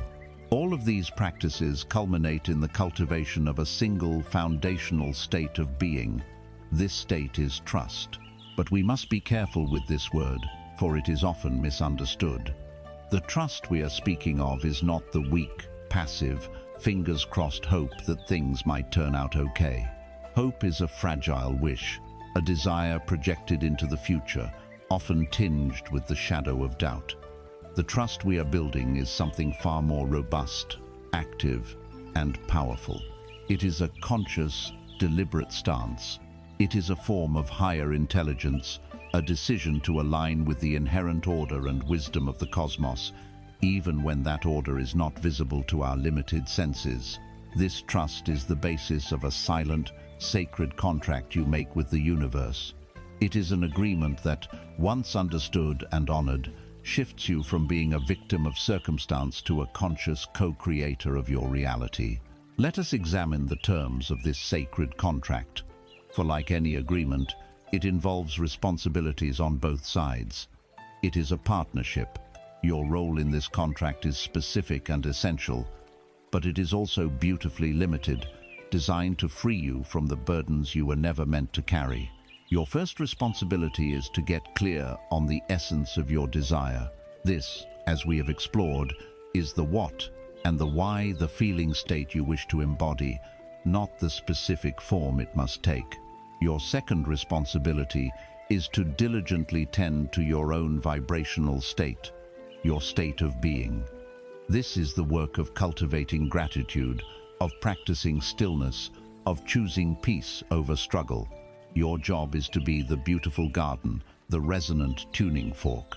Your third responsibility is to remain open and alert to the whispers of inspired action. When a gentle nudge, a clear impulse, arises from your stillness, you must have the courage to act upon it without hesitation and without force. Finally, and most critically, your responsibility is to release, with finality, any and all attachment to the timing and the specific manner in which your desire will manifest. You consciously cede control of the how and the when to your partner in this contract. That is the entirety of your side of the bargain. The universe's responsibilities are equally clear. As your silent partner, its role is to manage the infinite and dazzling complexity of creation. Its job is to orchestrate the synchronicities, to align the people, to arrange the events, and to clear the pathways. It handles the grand logistics of the how, weaving together threads of possibility in ways your mind could never fathom. Its final responsibility is to deliver the perfect physical manifestation of the essence of your desire, in the form and at the time that serves your highest good and the highest good of all. This is the contract, a perfect division of labor. You are in charge of the what and the who, what you desire to feel and who you must become to resonate with it. The universe is in charge of the how and the when. Trust is the act of diligently performing your duties and then stepping back with the calm confidence that your partner is performing theirs. The daily spiritual path, the real work, is the moment-by-moment challenge of honoring this contract. The ego, your inner agent of chaos and fear, is a relentless skeptic. It is constantly looking for loopholes, for evidence that the other party is failing to deliver, for reasons to declare the contract null and void. The temptation to breach the contract is strongest in the silence, in the sacred pause. When days or weeks go by with no visible sign of progress, the ego will begin its assault. It will whisper and then shout, "See? Nothing is happening. The universe has forgotten you. This trust is foolishness. You're being passive and naive. You must take back control. You must start forcing things again. You have to make it happen yourself." When you see another person receive the very blessing you have been asking for, the ego will scream, "It's not fair. The system is rigged. The universe plays favorites." These are the moments of your greatest test. In these moments, you are standing at a crossroads. One path leads back to the familiar, exhausting misery of struggle, of micromanagement, of being a solitary warrior fighting against the world. The other path requires a deep breath and a renewed commitment to your trust. It requires you to look at the lack of external evidence and to consciously choose to believe in the reality of the unseen process. The most difficult battle you will ever fight is not against the world. It is against the doubt in your own mind that tempts you every single day to tear up this sacred contract. From this understanding, we can see that trust is not a soft, gentle feeling that you either have or you don't. It is not an emotion you wait for. Trust is a discipline. It is a muscle. It is a conscious, active, and sometimes difficult choice you make, over and over again. It is a stance you take in the face of uncertainty. Just as you maintain your physical hygiene by brushing your teeth each day, you must maintain your spiritual and energetic hygiene by consciously choosing to renew your trust each day. On some days, this choice will be easy. The sun will be shining, you will feel full of optimism, and trusting will feel like the most natural thing in the world. On other days, this choice will be the hardest thing you do. The sky will be gray, your heart will be heavy with doubt, and every fiber of your being will want to revert to fear and control. It is on these days that the choice to trust is most powerful. It is on these days that the muscle is truly being built. You must understand that faith is not the absence of doubt. Faith is the choice to act, to believe, and to trust in spite of the presence of doubt. It is looking your doubt squarely in the eye and saying, "I see you, I hear you, but I will not give you the reins. Today I choose to trust." This is the discipline of the conscious creator. It is the unwavering commitment to honoring your side of the contract, especially on the days you feel it the least. To anchor this discipline in your daily life, to make it a conscious ritual, you must begin your day with a formal renewal of your contract. This act should be the very first thing you do, before the world has a chance to flood your mind with its anxieties, before you check your phone, before you read the news. As you awaken each morning, take a moment. You can remain in the quiet comfort of your bed, or perhaps stand at a window and look out at the new day. This is your moment to set the energetic tone for the next 24 hours. Speak these words aloud, letting them resonate not just in the air around you, but in the cells of your body. Say, with quiet conviction, "Today, I consciously choose to trust the process of my life. I will do my part, and I trust that a higher intelligence is doing its part. Today, I choose to look for the evidence of this support." This is not a mere recitation of positive words. This is your verbal signature on the dotted line. It is a sacred invocation that aligns your personal will with the universal will.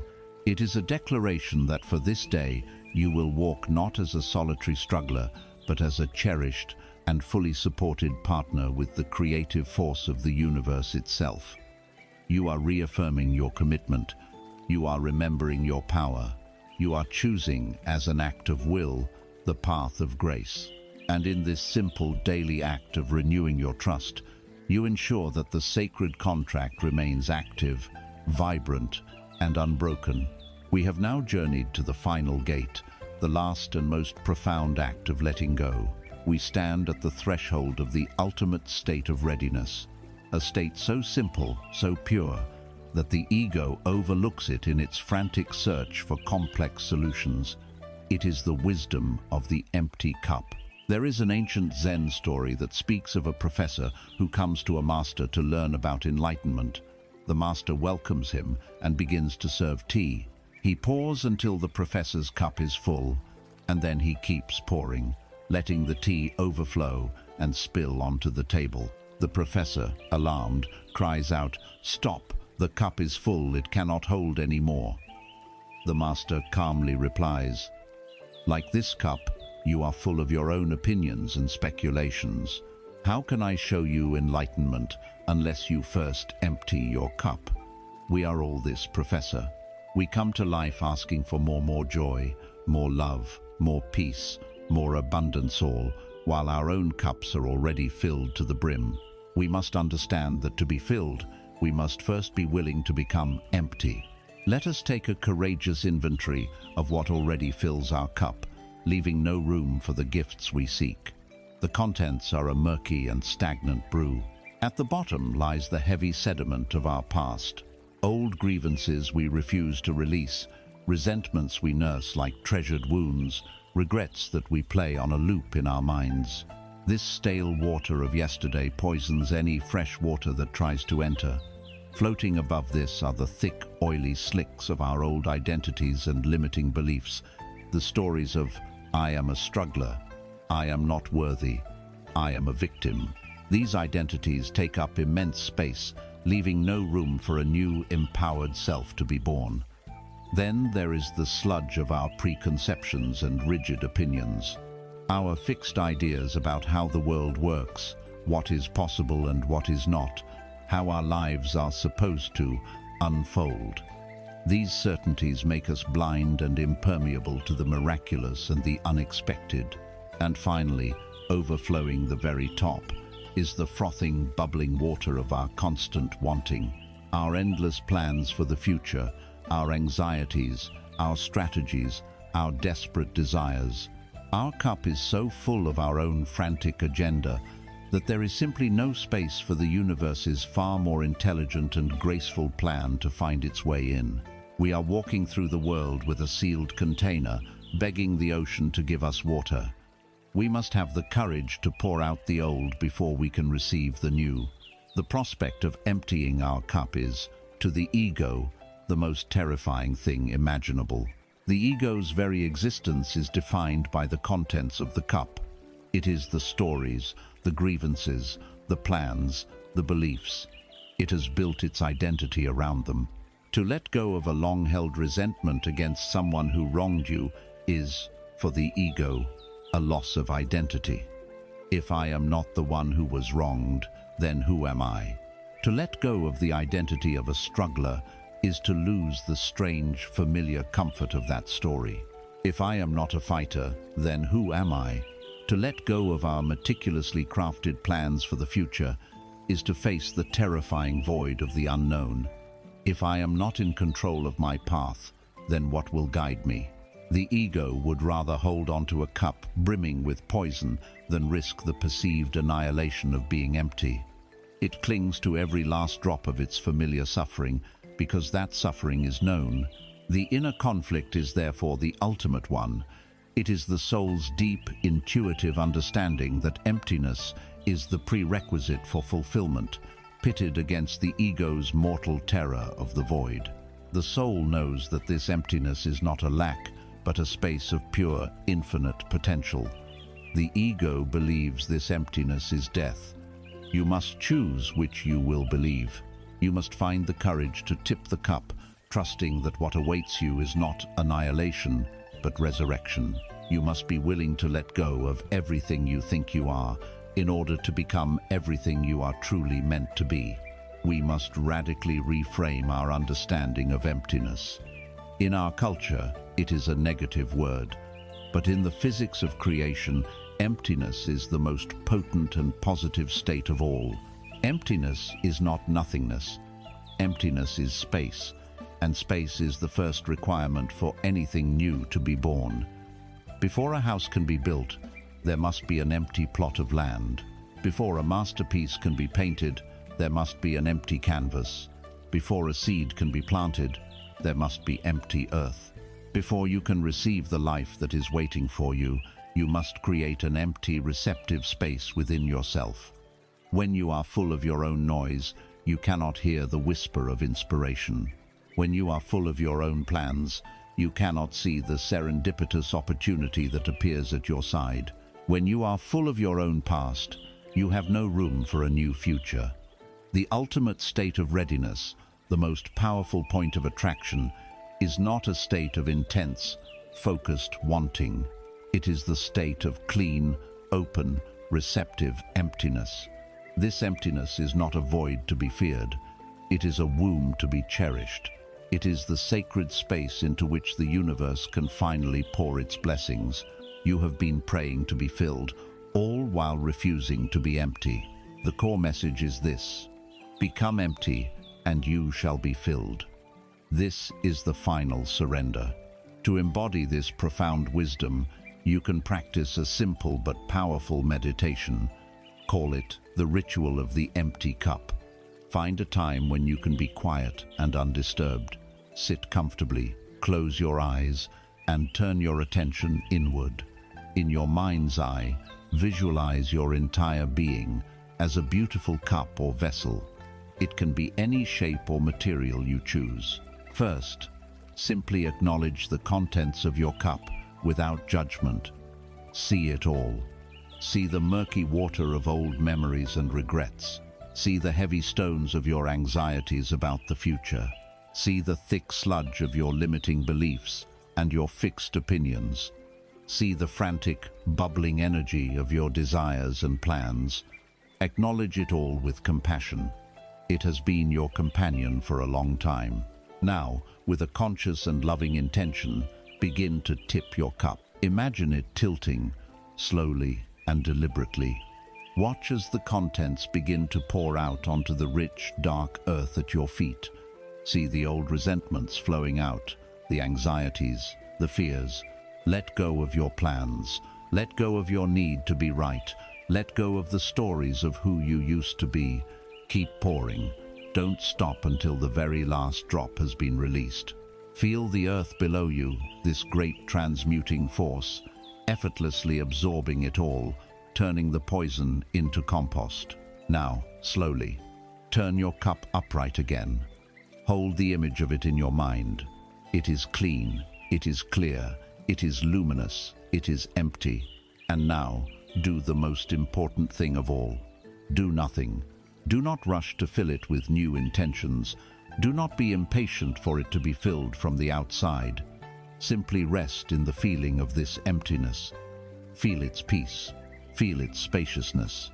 Feel its silent, immense potential.